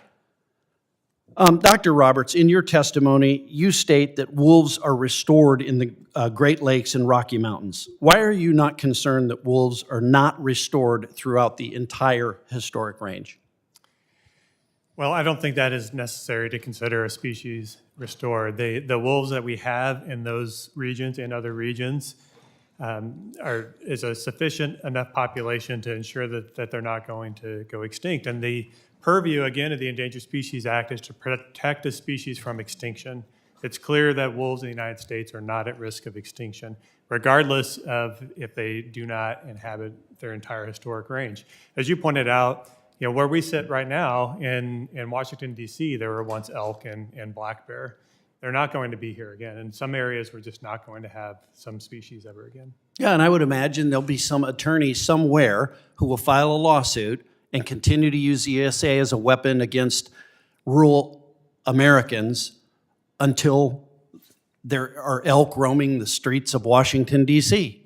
I mean, that's the insanity of this process that we have right now. We've got to fix this process. And Madam Chair, you can correct me on this because it's your home state of Wyoming. I was told that since the introduction of wolves into Yellowstone, that the moose population in Wyoming is down 80%. Now, I don't know if you agree with that or not. Why do we love the animals with teeth that kill animals that eat grass more than the animals that eat grass? I don't understand this. It's insanity, and it's not wildlife management. I'd yield back. Thank you. Madam Chair, I'd like to ask unanimous consent to enter into the record a letter from over 65 organizations opposing H.R. 1897 and H.R. 845. So ordered. The chair now recognizes Mr. Soto for 5 minutes of questioning. Thank you so much, Madam Chair. You know, I heard some of our witnesses say that business requires certainty and predictability. We've gotten anything but that in the last 64 days with tariffs on and off, mass firings, deportations, chaos, division, all slowly wrecking our economy. Unemployment is rising, growth is slowing, the stock market is dropping, and even President Trump admitted that we could be headed for a recession. So I'm not sure how many people realize this, but natural resources are absolutely critical for Florida's economy. We have a huge tourism, ecotourism industry, huge fisheries, national parks, all this being utilized to help out. And I know many of your constituents get to enjoy coming to Florida, and we welcome them. It's America's playground, which is why President Trump's cuts to the National Oceanic and Atmospheric Administration, otherwise known as NOAA, is hitting us very hard. A 10% cut in personnel, over 1,000 employees fired, another 1,000 from the national parks, by the way. Our state gets just devastated by hurricanes. This is going to affect everything from preparedness for floods to hurricanes to other natural disasters, our readiness, our response. And I could tell you, after a hurricane hits, it takes sometimes weeks to months for folks to be able to recover, sometimes years. It affects lives and livelihoods. Central Florida farmers are still recovering from Hurricanes Helene and Milton, along with businesses along the Gulf of Mexico, like in St. Pete, where you have a lot of these small mom and pop hotels that are still getting sand out of their first floors and trying to recover and rebuild. Even grants to improve weather forecasts have been cut, which also hurts, again, readiness, response. The more time we have, the better we can protect small businesses across Florida. Also, fisheries are absolutely critical for our state, both recreational and commercial. Everybody is pretty familiar with grouper or red snapper, both favorites of mine and many others. NOAA helps manage fisheries. NOAA helps navigation information for ships and marine sanctuaries. Huge for fishing, huge for tourism in Florida. And so when you have cuts ordered without guidance on where to cut, nothing's efficient about that. Most of these folks are probationary employees. The only thing they have going for them of why they got selected is because they've been there for 3 years or less. Some of them could be management, they could be experts, or they could be the new guy on the block. And so you literally, at random by how they came in, cut these folks, and then it makes it even less efficient than it was before. This is the Committee of Jurisdiction. We should be having hearings on this. I don't see anybody from NOAA here, from the national parks. I, in fact, haven't seen anybody yet invited from those agencies, and this is going to affect our biggest industries in Florida, especially tourism. You know, Dr. Kariva, thank you for being here. Environmental tourism, huge in Florida. You know how many people go to our beaches? They go out on boats and recreational fishing. They go to see the manatees, get to enjoy the Everglades and so many other areas like the Kissimmee chain of lakes in my district. How are these NOAA cuts affecting tourism both in your area and across the nation? Well, in In our area, NOAA is very much involved in recovering the kelp ecosystem, which is our productive, the West Coast productive ecosystem. And these cuts will hurt the efforts to restore kelp. And kelp is incredibly economically valuable. It seems like it's just a plant, but per acre of kelp generates in fisheries income alone, just in fisheries income alone, between $5,000 and $20,000 per acre each year if you have an intact kelp. And NOAA is the science agency and a support agency that's involved in rebuilding that whole kelp ecosystem, which is everything from otters to abalone and so on. And people spend a lot of money to be able to recreational fish or get to see those otters or scuba dive. What have you been seeing lately as a result of this? Well, I mean, even that, I mean, just think about the fact that we had a lot of talk about the Endangered Species Act. We recovered whales, and now just in California alone, it's a $20 million a year industry to just go out whale watching. That's courtesy of the Endangered Species Act, to be able to go out whale watching. So it's going to be really important to the whole coastal economy to restore this kelp. And we welcome all your constituents out to Florida to enjoy, and in a bipartisan fashion. I know Congressman Webster's on this committee. This is absolutely critical that we protect NOAA and we protect both our fisheries and tourism. It's huge business in our state. And I yield back. The chair now recognizes Mr. Ezell for 5 minutes of questioning. Thank you, Madam Chairman, and thank you for all being here today. For far too long, the Endangered Species Act, or ESA, has been overrun by federal agencies who implement radical environmental policies, making the ESA stray away from its basic intent to the recovery of species.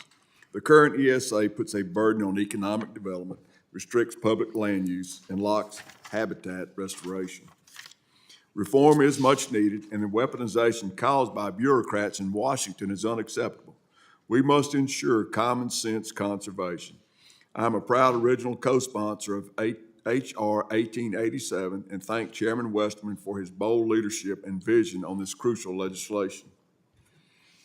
Mr. Melito, you mentioned the importance of certainty in legislation and regulation to attract more investment and bolster America's competitive advantage.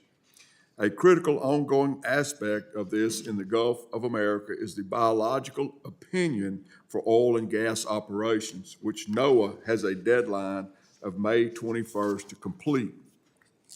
Given the numerous ways that both the Gulf region and the U.S. benefits from energy production, how important is it that NOAA complete this biological opinion? Oh, it's vitally important because we have almost 2 million barrels of production every day, and that's huge. Take that off the market, you'll have a dramatic increase in the price of energy for all Americans. It takes important funding away, it impacts jobs, and we need that biological opinion in place. Otherwise, we're not going to be able to continue to operate. So, we're going to continue to seek the help of Congress and the administration to make sure we don't have that gap. And if I get a chance, I'd like to comment one more time on Gulf of Mexico to Gulf of America. I think there's some additional facts I'd like to put out there. Thank you. The testimony details great statistics about the jobs that are supported by the Gulf of America oil and gas productions industry. To list a few, the average industry wage is 29% higher than the national average. An average deep water project produces roughly $3 billion in total direct wages, and during the most active years of a given project, employment can be expected to peak at around 14,400 jobs. Can you expand on the way energy production in the Gulf of America supports individuals and families across the region? Absolutely, and it's not just the Gulf Coast. We have people throughout the country who are in jobs in companies, every state in the union. We have companies that support oil and gas production in the Gulf of America. And some will come out from the interior of the country, and they'll fly out, and they'll go out for 3 weeks, come back, go to their families for 3 weeks. But our supply chain is long and strong, and we are supporting mariners, boat captains, engineers, electricians, welders, cooks, chefs, you name it. We need them in the offshore environment. We need those jobs, and we need to make sure that we're creating a pipeline of energy and energy permitting and leasing so that we can continue to provide this energy for the American people and provide these good paying jobs for all Americans. Thank you very much. Madam Chair, I yield back. Would you yield to the chair for a moment? Absolutely. For the remainder of your time? Absolutely. Mr. Melito, you indicated that you had additional information you would like to share with regard to the Gulf of America. Yes, Chair Hageman. I'm not sure if you're aware, but there's a gentleman by the name of Scott Angell. He was the Secretary of the Department of Natural Resources for the state of Louisiana, and he was also the longest-serving director of the Bureau of Ocean Energy Management at the Department of the Interior during the prior Trump administration. He very seriously proposed the change of Gulf of Mexico to Gulf of America, and he proposed it because it sits between Texas, Louisiana, Mississippi, Alabama, and Florida, and it is home to American companies and American employees producing American energy, and also American fishermen, both commercial and recreational, and our military. He did that in a serious way years ago, so there has been serious efforts in the past to do that, in addition to the comedians doing it as well. Just wanted to point that out. Thank you. Thank you, and I appreciate that history lesson. That's important that we remember those things. The chair now. Does the gentleman yield the balance of his time? Yes, he did. I think he said yes. Yeah, I'd like to follow up on that. It is really interesting to hear this high-mindedness in regards to how can we possibly rename something when we had military bases being renamed over the last 4 years, when we have statues being torn down or being proposed to be torn down by the previous administration, to all of a sudden be indignant about renaming the Gulf of Mexico, I find ironic. I yield back to the chair. Thank you. And the chair now recognizes Mr. Wahlberg for 5 minutes of questioning. I thank the chairman, and I would say I don't find that ironic. I find it normal. Your response. Michigan, the Great Lakes state, is home to 84% of North America's fresh water.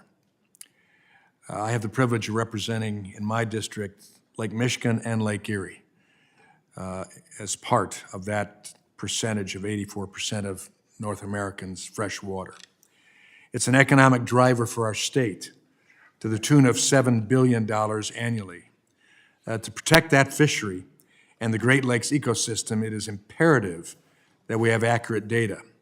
That's why I'm proud to have worked with Representatives Dingell and Huizenga on H.R. 1917, the Great Lakes Mass Marking Program Act, which would authorize U.S. Fish and Wildlife Service to expand fish tagging efforts in the Great Lakes in partnership with state and tribal fish management agencies. Mr. Roberts, thank you for being here. As you mentioned in your written testimony, state fish and wildlife agencies have the primary responsibility for management of wildlife. I couldn't agree with you more. The Great Lakes Mass Marketing Program Act requires the collaboration from the Fish and Wildlife Service with state and regional agencies. How does this collaboration allow for better conservation practices to be implemented? Well, thank you for the question. I believe that the collaboration between the federal and state and tribal agencies is critical. Your bill compels those agencies to do just that. That takes advantage of the expertise that's in those agencies and the federal agencies and the state agencies. And sometimes we have people move from federal to state agencies. And it takes advantage of that, creates a synergy of all the expertise that's out there. Well, given your experience, how important is data in the decision-making process on the ground? Absolutely critical. When we talk about the best available science, that science is only as good as the data that feeds into it. So the more data that is available and high-quality data, the better the science, and the more sets of eyes that look at that too. And I believe that your bill helps achieve that. Yeah, it expands that opportunity and confirms just what you've said. And for the Great Lakes, 20% of the world's freshwater population as well is an important ingredient. Thank you. I think it's clear that this legislation would significantly improve the data used in decision-making by state agencies, and I look forward to continuing to work with this committee and my colleagues to pass this important legislation. Mr. Roberts, one final question for you on the Pet and Livestock Protection Act. Some have dismissed the concerns of citizens that live in areas with high wolf populations. We've heard that today, like those in northern Michigan, saying that they will have to just learn to live with it. What do you say to that mentality? Well, I think that that is dismissive and insulting and inaccurate to the people that are in those areas. I believe that proper wildlife management can realize the benefits of wildlife while providing some relief. That'd be similar to telling somebody that's impacted by wildfires that they need to live with wildfire. And similarly, proper forest management can benefit people and forest, and I believe the same is true for wildlife. I agree with you. It's proper stewardship and the resources to be used, to be secured, but nonetheless, to make sure that those of us that are responsible for it and have the greatest impact on our lives be cared for as well. Thank you. I yield back. Would the gentleman yield? I would yield. Wonderful. Mr. Guardado, I understand that United recently submitted a petition to the Department of Commerce revising a critical habitat designation. Could you explain a bit more about that? Yes, absolutely. And I've heard my colleagues today talk about the best available science, and certainly frivolous lawsuits really talking our language here in our region, because as far as best available science, earlier in my testimony, I talked about our Santa Felicia Dam and having to go through a Section 7 consultation because of the designation of critical habitat with unoccupied species that not only are unoccupied currently, but historically have never been there to begin with. And while there are the historical data that we've provided to the regulatory agencies, along with snorkel surveys, the National Marine Fisheries Service's best available science is absence of evidence isn't evidence of absence. That's the science that goes into establishing critical habitat and putting hundreds of millions of dollars on the burden of taxpayers. And just recently, we did submit a petition to the Department of Commerce for a declassification of critical habitat, and hopefully that gets in the right hands for review. It doesn't sound very scientific to me, so thank you for that explanation. Mr. Tiffany, I'm calling on you for 5 minutes of questioning. Thank you, Madam Chair. So back to the chairman of the full committee, his analogy, his football analogy he shared earlier. I would say not only was the offensive coordinator fired, but the head coach was fired back on November 5th, saying we need new leadership here in the United States of America, and that is exactly what is happening at this point. Mr. Kariva, has the wolf recovered? Has the gray wolf recovered? No, it's not fully recovered. Okay, so here's 26 wildlife biologists here in the upper Great Lakes states who a decade ago said that the wolf has recovered, and the numbers are actually even higher a decade later. Are they wrong? Yes, I think they probably didn't have the advantage of the most recent information on the hunting and the genetics. But their opinion has not changed. So are they still wrong? Yes, I would say they are. Okay, so, and to restore them to their previous range, much like the example was used of Boulder, Colorado, and Denver, Colorado, their previous range included Madison, Wisconsin. Should we have wolves on State Street in Madison, Wisconsin? We should have a serious scientific discussion about what wolves we should have and where we should have them. And if we were to have that discussion, we would not be saying You we should have don't them in the find this cities. discussion serious, I take it? No, I do, but I don't think we would have them in the cities. So you say in your testimony, outdoor nature experiences have been used effectively to treat PTSD in veterans. What do you say to the families who are, in effect, have a form of PTSD as they watch their pets snatched 15 feet from their front door, as they watch their animals killed that they so have proudly husbanded, like in dairy herds and beef herds? What do you say to them who have watched the wreckage in their backyard? So what I say is that's a serious concern. So then they need to be delisted. No, we could manage them. Madam Chair, I ask unanimous consent to enter into the record a document from the Wisconsin Farm Bureau calling for delisting, as well as a young woman, Ashley Calloway from central Wisconsin, who had their sheep herd slaughtered by wolves. So ordered. Finally, Mr. Kariva, if we have fewer wolves, you're saying there's going to be more Lyme disease. Is that accurate? So if we have fewer wolves, there'll be more people killed when cars hit deer. That's well known. So specifically in regards to Lyme disease, you're saying if we have fewer wolves, we're going to have more Lyme disease? If we had not eliminated our predators in the Northeast, we would not have such a scourge of Lyme disease. So, Mr. Roberts, could you follow up on that? Is that true that we're going to see more Lyme disease if there's fewer wolves? Well, Lyme disease is spread by a tick. It's a black-legged tick, sometimes called a deer tick. That tick acquires the disease from biting an infected host. CDC has recognized that deer mice are the primary reservoir of that disease, not deer.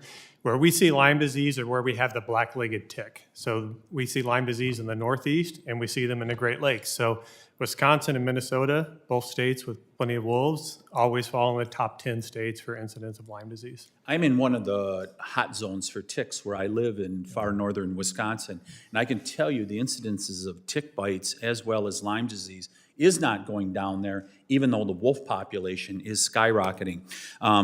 Mr. Roberts, in regards to the last wolf hunting season in Wisconsin, some people said that the take was wrong. Some described it as a slaughter when over 200 wolves were taken. Is that accurate?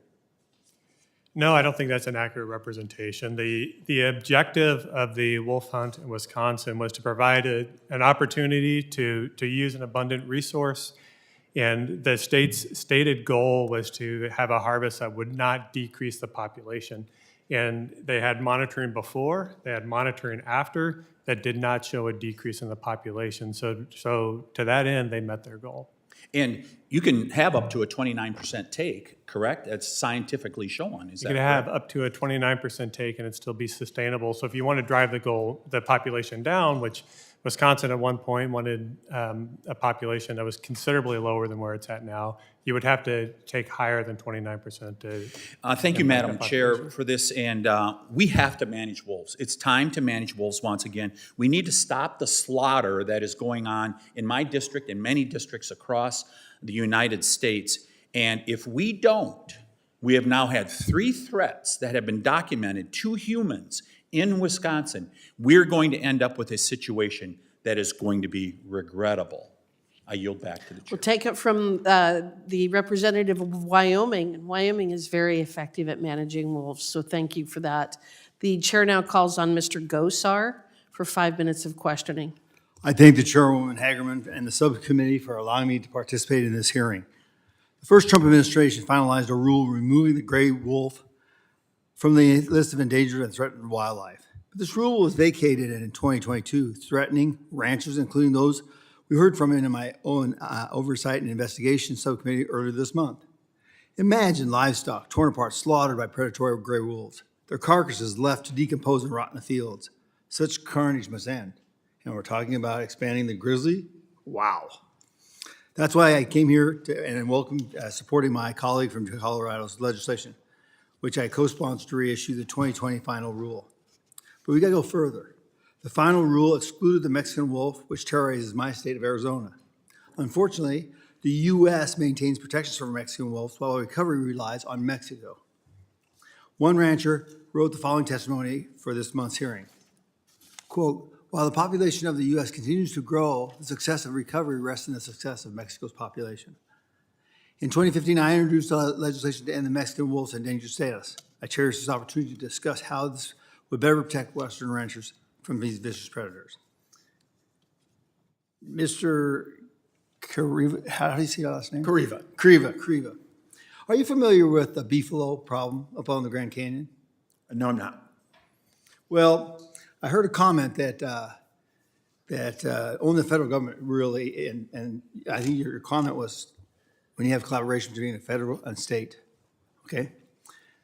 Well, what happened was the Department of Agriculture decided they were going to breed a regular cow with a bison. That's why I call them beefalos. And I'm bringing this up for a point, okay? They're an invasive species. They don't belong on the Grand Canyon. There were never any on the Grand Canyon. But yet, we have got people that will not facilitate taking them out. We gave some to the tribes in the Midwest, but we still have this breeding population that's growing. Why I bring that up is when they eat on the Grand Canyon, they destroy the habitat. They'll take their hooves and they dig up the roots, and then and we have these big winds come up and we have these dust storms. Well, there's a little mouse that's on the endangered species. It's called a sleeping mouse, jumping sleeping mouse. It hibernates for about 6 months, I believe, is what it's. And they are tearing up this process. They're tearing up their environment. So to me, it seems like we got a problem there. I've offered the state game and fish to actually have a hunting season where they can make some money off of them, keep a small little tiny herd there, but they refuse to do it. They refuse to do that. So it shows me that they're not the prima educators in preservation, like we said, okay? And I know you can say that we have all these opportunities, and these are exceptions to the rule. But we're getting a little out of our whack when we're having these species like the Mexican gray wolf. You know, am I right that 90% of the breeding populations are down in Mexico? Yeah. Yeah. And we are expanding. The Mexican gray wolf is expanding in Arizona. And it will soon come to Colorado, and I'm sure Utah. Was Colorado and Utah part of their normal range? I'm not familiar with that species. They weren't. So once again, we're expanding our parameters all the way across here. So I find that kind of very different, okay? Where does this end? We got to have some kind of a conversation piece here. You know, I'm also from Wyoming, believe it or not, and I still remember the black-footed ferret issue. You guys all remember that, okay, or you've read about it. You know, they had this little sign in the post office, and it basically said that, hey, have you seen these little critters? And this farmer goes from Lovell, goes over and says, yeah, I got a whole colony. No, he didn't. They go out there, they actually condemn his land. That's not right. I think you have to have more of just what federal and state. I think you gotta give this back to the states, and I think you have to work with landowners. Because it's in their benefit for keeping these. Last but not least, your last name again? Kariva.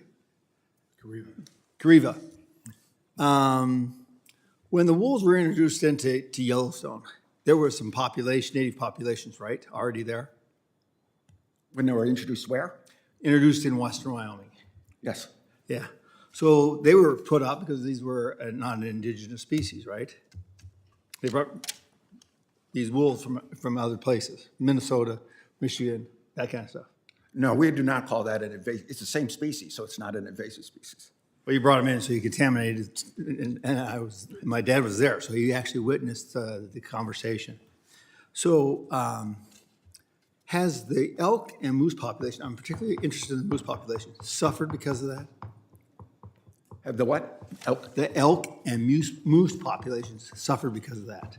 Suffered because of the wolves? Yeah. They're also suffering because of wasting disease right now. Well, I'm also a So dentist. we're going to have to move on to the next representative, and I'm going to call on Mr. Stauber for 5 minutes of questioning. Thank you, Chairwoman Hageman. I appreciate the opportunity to be waved on to the subcommittee, and also want to thank you for calling this hearing to discuss legislation that is incredibly important to my constituents in Minnesota. Last spring, this subcommittee traveled to my district to see firsthand the impact that the well-intentioned yet broken Endangered Species Act is having on the communities that I am proud to represent. Furthermore, this subcommittee saw how the weaponization of the ESA has led to failed management of the gray wolf. When the gray wolf was listed as threatened in Minnesota under the Endangered Species Act in 1978, a recovery goal of 1,250 to 1,400 wolves was set. Today, according to data from the U.S. Fish and Wildlife Service and the Minnesota Department of Natural Resources, we have over 2,700 wolves in Minnesota. That's about half of the total wolves in the entire lower 48. Half of the wolves in this country are in Minnesota by the official estimates, and their population is twice as high as the goal our wildlife managers set at the species listing. With that said, I've traveled across my district. It's clear that this 2,700 wolf figure is an undercount. It is clear that there are likely hundreds, if not thousands more than what we're told. If you look at those grassroots groups, Hunters for Hunters out of Minnesota, Hunter Nation, in my mind, they're the experts in talking about this. And the reason I say this, they're out in the woods, they're in the deer stands, and they see the pack of wolves coming right below their deer stand. They see it on their game cameras. I see it almost weekly on my hunting shack cameras in northeastern Minnesota. Species were never meant to be listed under the ESA indefinitely, but that's the reality today. Since the ESA's enactment over 5 decades ago, only 2 to 3% of the species ever listed have made it off the list. As Don Young said, rest his soul, that they were never meant to be put on there permanently. He was an advocate to delist the gray wolf. The ESA has been weaponized by radical activist groups that don't want to follow the science that proves the gray wolf has recovered and should be delisted and allowed the state to manage them. Dr. Roberts, as a wildlife biologist, you've dealt with the ESA for quite some time, and not just relating to management of the gray wolf. Clearly, the ESA is not working. It's helped certain species recover, including the gray wolf, but it has also created a listing purgatory. Species simply can't seem to get off the list. Can you speak a little bit about how the ESA is supposed to work? What is supposed to happen once a listed species recovers? Once a species is recovered, well, there's a recovery goal that's set, some sort of criteria that's established.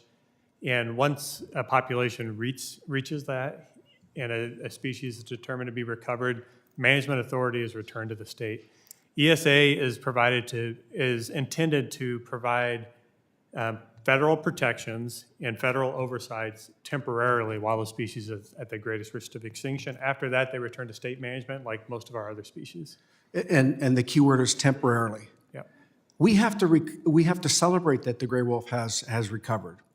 So given activists' impressive track record of overturning administrative attempts to delist the gray wolf through the courts, do you think we can successfully delist the gray wolf under the ESA, short of passing legislation like the Pet and Livestock Protection Act? No, I don't. I think that this act is critical. I think that it's a very litigious issue, that lawyers and special interest groups like it because it's litigious, and in order to get some permanent action on this, it's going to require an act of Congress. And Mr. Kariva, I appreciate your comments. I don't agree with you, but I do appreciate you coming here and giving us your opinion. Mr. Guardado, do you think it's important to streamline the process for approving voluntary conservation agreements under the ESA, like habitat conservation plans? Absolutely. We have one ongoing right now that's taken over a decade to get through, despite numerous iterations, numerous scientific studies, numerous consultations, and still no incidental take permit. Thank you very much. I will tell you that we must delist the gray wolf and allow the states to manage. We're seeing the devastation, not only in our farming community, but deer hunters. Our young deer hunters are declining because they haven't seen a deer in years, and it's like golf. A good golf shot keeps you bringing back. We must honor that tradition, and I yield back. Thank you. The chair now recognizes Mr. Bergman for 5 minutes of questioning. Thank you, Chair Hagman, and thank you for the opportunity to address this critical issue for Michigan's 1st District, which is roughly half the state, and that is restoring state authority over gray wolf management. The gray wolf recovery effort stands as one of the Endangered Species Act's greatest success stories. Once on the brink of extinction, wolf populations in the Great Lakes region have rebounded far beyond the ESA's original recovery targets. In Michigan's Upper Peninsula alone, the wolf population now exceeds 760, growing steadily for the past decade and a half. Yet despite this undeniable success, the gray wolf remains on the endangered species list, tying the hands of local and state officials in managing wolf conflicts. Unfortunately, Yoopers, my constituents, are paying dearly for that decision. Livestock losses, attacks on hunting dogs, and increased wolf sightings near homes have become routine. The ESA was never meant to keep species listed indefinitely, but outdated bureaucracy is doing just that. This is the fundamental flaw of a one-size-fits-all piece of federal regulation. What makes sense in one state doesn't necessarily work in another. Some may argue that wolves shouldn't be delisted everywhere just because they're thriving in Michigan. But that's exactly why we need a state-based approach to conservation. If other states need more time to create an effective management plan, fine. But Michigan shouldn't have to suffer for it. Delisting the gray wolf doesn't mean eliminating them. It means allowing responsible science-based management by those who live here and understand our land, our people, and our needs, not some distant Washington bureaucrats. That's why I'm proud to support the Pet and Livestock Protection Act, which restores state authority and protects Michigan families, farmers, and sportsmen from Washington's failure to recognize and to really understand how truly successful the gray wolf recovery has been. So with that as background, for Dr. Roberts, I'd like to ask you a couple of questions. Some today have questioned individual states' ability to effectively manage their wolf populations. What assurances or previous state-level examples do we have that state management is effective? Can you give me one or two? Yes, first I want to point out that all the states within wolf range have stated and have management plans that call for the continued existence of the wolf. So nobody's looking at eradicating wolves anywhere. We have states that have restored management authority in the northern Rocky Mountains, and while there might be debate about some of those methods that are used, there's no debate that there's still wolves on the landscape. So I believe that points to a success story that wolves are not in danger of extinction in those states that have restored management authority. Okay. And how do you respond to the arguments that keeping wolves under federal protection is necessary to fully restore their historic range? Well, there are many species that are not restored throughout their historic range, and the Endangered Species Act does not call for them to be restored throughout their historic range. I don't believe that that's necessary. I'll also point out that there is an emergency listing process through ESA that if something unforeseen happened, they're relying on those federal experts that we've recognized as put on a pedestal here for their expertise. There is still a emergency listing process that can be used. And you know, it's kind of a follow-up on how the data point of, you know, just Michigan's a big state with two peninsulas. And at one time, all of what is now Michigan was home to wolves. How do you think these folks would react to efforts to reintroduce the wolf in areas as far down state as Detroit and Lansing? I cannot imagine that the people in that part of the state would be supportive of that. Yeah. And with that, I yield back. Thank you. The chair now recognizes Mr. Downing for 5 minutes of questioning. Thank you, Madam Chair, and thank you for allowing me to weigh in on this hearing. Very important to my district, very important to my state. Montana has successfully managed wolves since Congress delisted them in 2011. Yet radical environmental groups continue to push for relisting through lawsuits.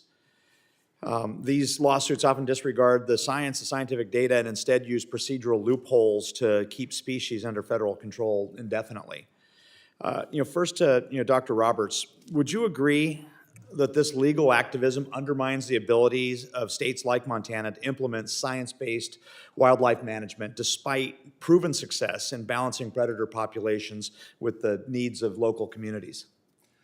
Yes, I do. If you look at what happened in your state, the Fish and Wildlife Service has repeatedly stated that the best available science supports the idea that wolves are fully recovered, yet activists use loopholes in a 50-year-old law to take advantage of that and promote other agendas. So given Montana's success in managing wolves, doesn't the continued push for relisting by environmental groups suggest that the ESA is being used as a political tool rather than a legitimate conservation mechanism?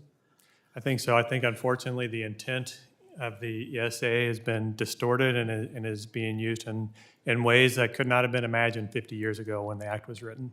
Thank you. Some environmental groups argue that states cannot be trusted to manage large predator populations. However, in Montana, we've maintained stable and sustainable wolf populations while protecting the livelihoods of ranchers and ensuring balanced ecosystems.